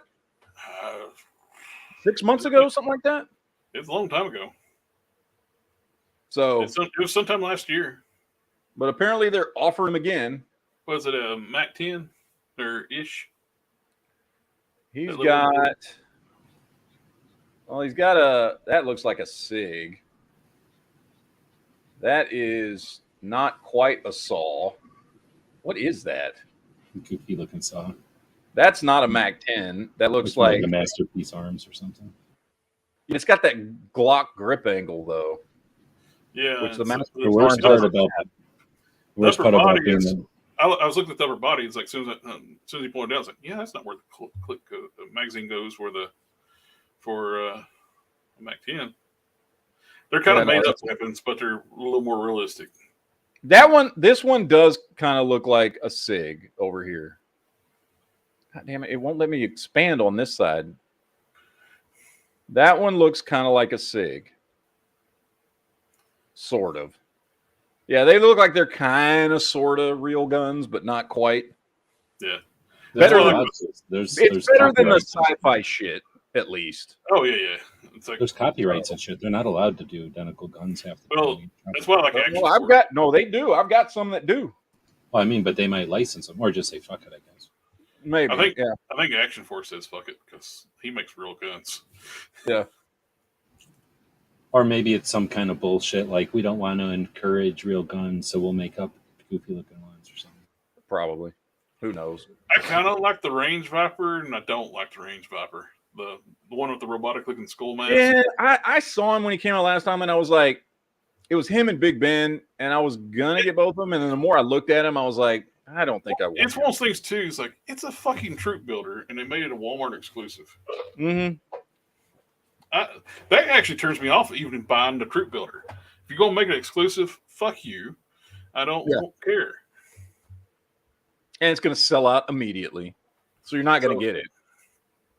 I don't even won't even try when they do that shit. Well, and a lot of times, especially when they're exclusives, they have limits on how many you can get. Well, it's a troop builder. There shouldn't be limits. Like if I want to buy 5 of them, I should be able to buy 5 of them. But they're like, no, limit 1 or 2. Like, well, then how is that a troop builder if I can't troop build it? The scrolls. When they announced these some bitches here on Hasbro Pulse exclusive, we can't wait to see how many armies you build. 5, you fuckers. You limit it to 5. That's how many people are going to have. Yeah. But luckily, they gave us 2 heads, and as soon as I found out they were doing giving us 2 heads for the figure, I stocked up on Paladins because you can get that figure cheap, and so basically they have a tactical scroll. There was something. I'm gonna try and find it here. I made sure I bought enough to do my scroll army before hey, you could do this, and I made a video where you can actually buy the Paladins, and you can upgrade. I made sure I had enough to do it before I made that video. Where is it? I gotta find these because I saw these, and I don't collect this line or anything, but I saw them, and I was like, that actually looks pretty cool. I don't think I would buy them. I don't know. Fuck, I can't find pictures of them. I was gonna show you guys. There's a new box set coming out. Hasbro's putting out a new box set. It's a Power Rangers Lightning Collection Omega Rangers. I don't collect Power Rangers or anything, so I don't really care. But I saw them the other day, and I can't remember where I saw them, and they actually look pretty damn cool. Did you, Matt? Were you able to go to your PO box and get the other 2? Yes, I did. I did actually. What do you call them? Omega Rangers? Yeah. Okay, I found them. Here they are. Here they are. You find them here. They actually look pretty cool.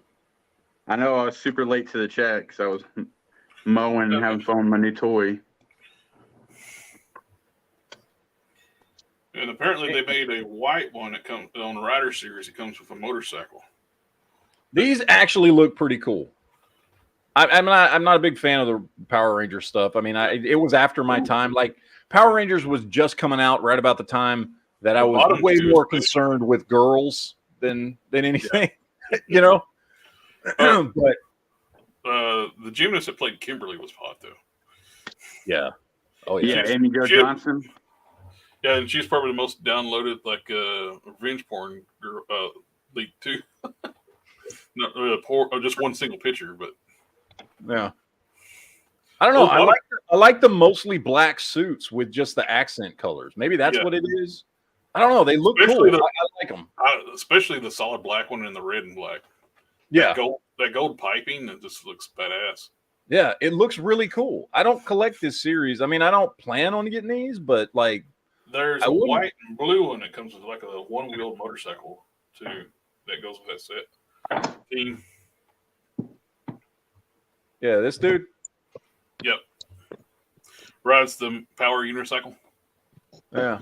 I don't like his costume though. Like these dudes look way better. Their costumes. Yeah, they do. I don't know why has he got such a dorky looking costume. He's got a more traditional, crazy looking Power Rangers costume, which I don't care about. It kind of looks like an Evil Knievel costume. Yeah, Power Rangers police costume. Go These potty cool, trainers, mighty I like morphin potty trainers. Sorry, but anyway. Yep. That's all the new toy news for this week. I ain't got anything else for everybody out there. Oh, I was talking about on and I think I put something on Toy Tubers that they're getting Nathan Fillion to play Green Lantern. I saw that, yeah. Movies. At first I thought he was going to play Hal Jordan, but now apparently he's going to be Guy Gardner, which I'm okay with. Which is weird. Guy Gardner's my favorite Green Lantern. Yeah, he's like my favorite too. But what's weird is the fact in a lot of the animated movies, he voices Hal. Yeah, he has. He's done it I think he's done it like 5 or 6 times. Yeah. What actor? Who? Nathan Fillion. I like Nathan Fillion as an actor. He's Who's really this? good. What's he done? Firefly, Serenity, Rookie. Yeah, Serenity. Oh, who is Guys, it? a Girl in a Pizza Place, Castle. Slither. He's also got that new cop show right now going on, The Rookie. Is the pilot? Castle. Castle is a good show. Yep. But anyway, that's pretty cool. We keep How come you bring stuff for all of us? He was in the Last Guardians movie too. Yep. He's actually he's been in more than that one. He's been in all of them, hasn't he? He voiced the character in the first or something. Was the pilot for Serenity? No. He was a captain on Serenity. He's the captain. Oh, okay. Wash was the character called Wash. He played the character Malcolm Reynolds. He was the captain on Firefly, and what's his name? Played the pilot. Wash. Wash was Resident Alien. Alan Tudyk. Yeah, Alan Tudyk does a lot of good movies too. Yeah, he did that A Knight's Tale, right? With what's his face that played Joker. That's the first thing I ever saw him in. Lots of Tucker and Dale versus Evil. You need to watch that. Yeah, seen it. Your insides become outsides. I love that movie. It's like they're on a suicide pact. Yeah. All right, last thing I got to talk about today. I watched the first 2 episodes of the new animated Superman show, My Adventures with Superman. So I watched the first 2 episodes. Sailor Moon transformation. And a lot of people had a lot of opinions on it. My opinion as a Superman fan, first 2 episodes only. This is what I'm judging on. First 2 episodes as a Superman fan. I thought it was really good. I actually legitimately liked it quite a bit. It is Superman. It's Superman before he becomes Superman, or you're watching as he first becomes Superman. It's him first going to Metropolis to get a job at the Daily Planet, and it was really good. The animation throws you off because it's very it's very anime. It's very anime. So the animation threw me off. And he does have this. Did see the Sailor. I haven't watched it, but I did see the Sailor Moon transformation force when he goes in the Superman costume. Yeah, he does a little fucking thing. It was actually pretty good. Like the story, the voice work, everything was really good. I was surprised. I expected it to be complete crap, given how most things are done nowadays. It was actually good. I enjoy, and again, maybe it's just the first 2 episodes. Maybe the show goes completely to shit after that. I don't know. They do like to shit on Superman anymore. But first 2 episodes were good.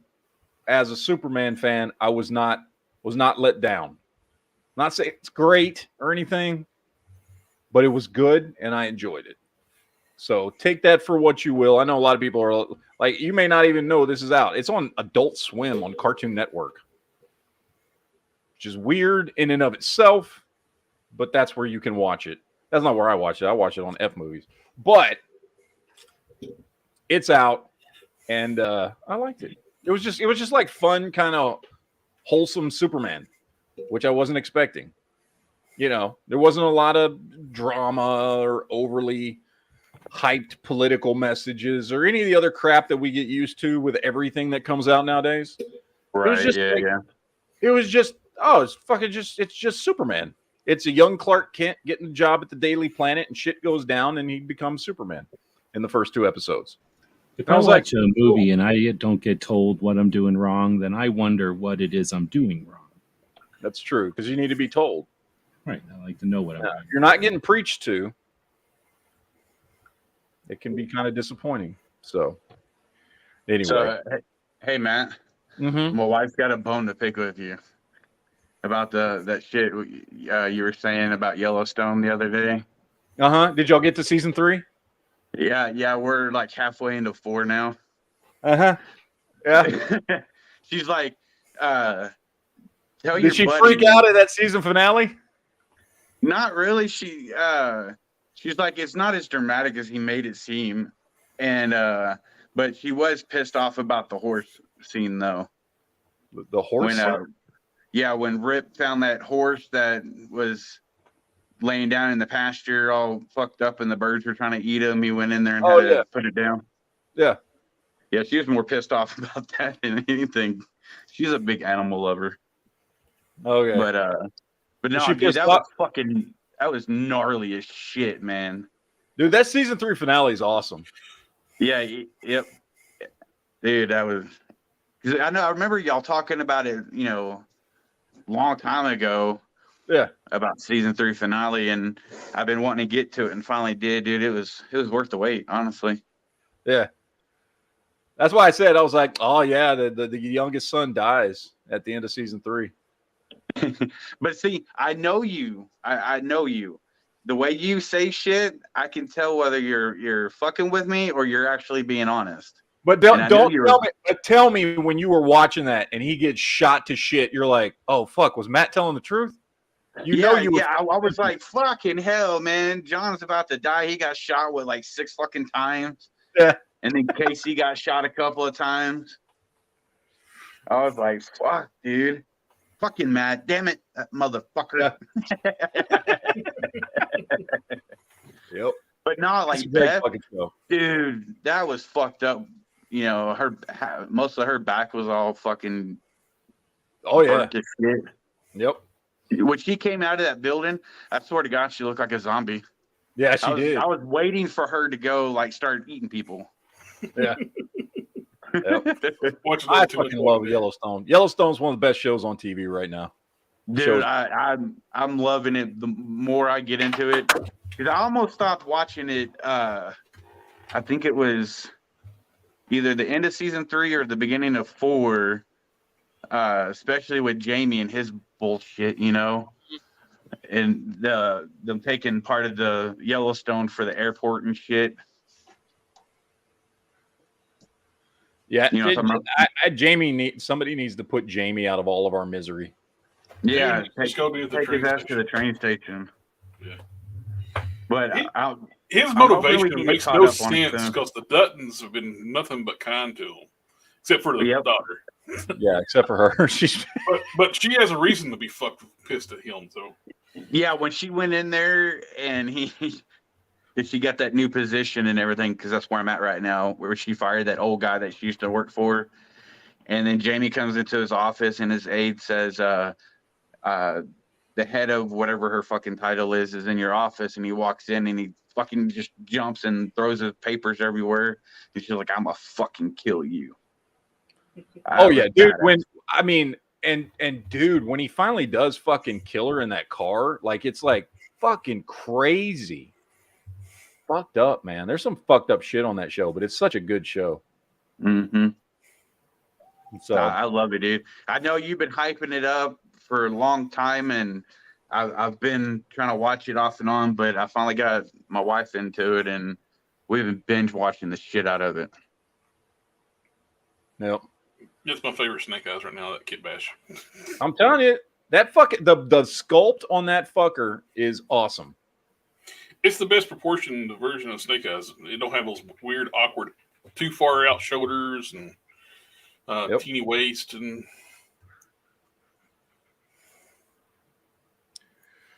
all right, gentlemen, we've been going for 3 hours. It is time to wind this one into the ground. So we're going to go ahead and get out. Boo. But it is time to go. We will see you guys next week for more Geek Chat. And then, of course, I'll be back here on Monday on the NEA channel. We'll talk about all kinds of fun stuff there. Jared's got his chat tomorrow. Honda's got a chat later tomorrow. There's plenty of chats for you to associate yourself with and have some fun. So don't worry about that. But that is it for today. Hope you guys have a great weekend. Enjoy your Sunday. And hell yeah. Yeah, fuck you. And we will see you guys next time. So later, guys. Stay geeky. Later. Oh wait. We gotta end it like this. All right, here we go. Bye, guys.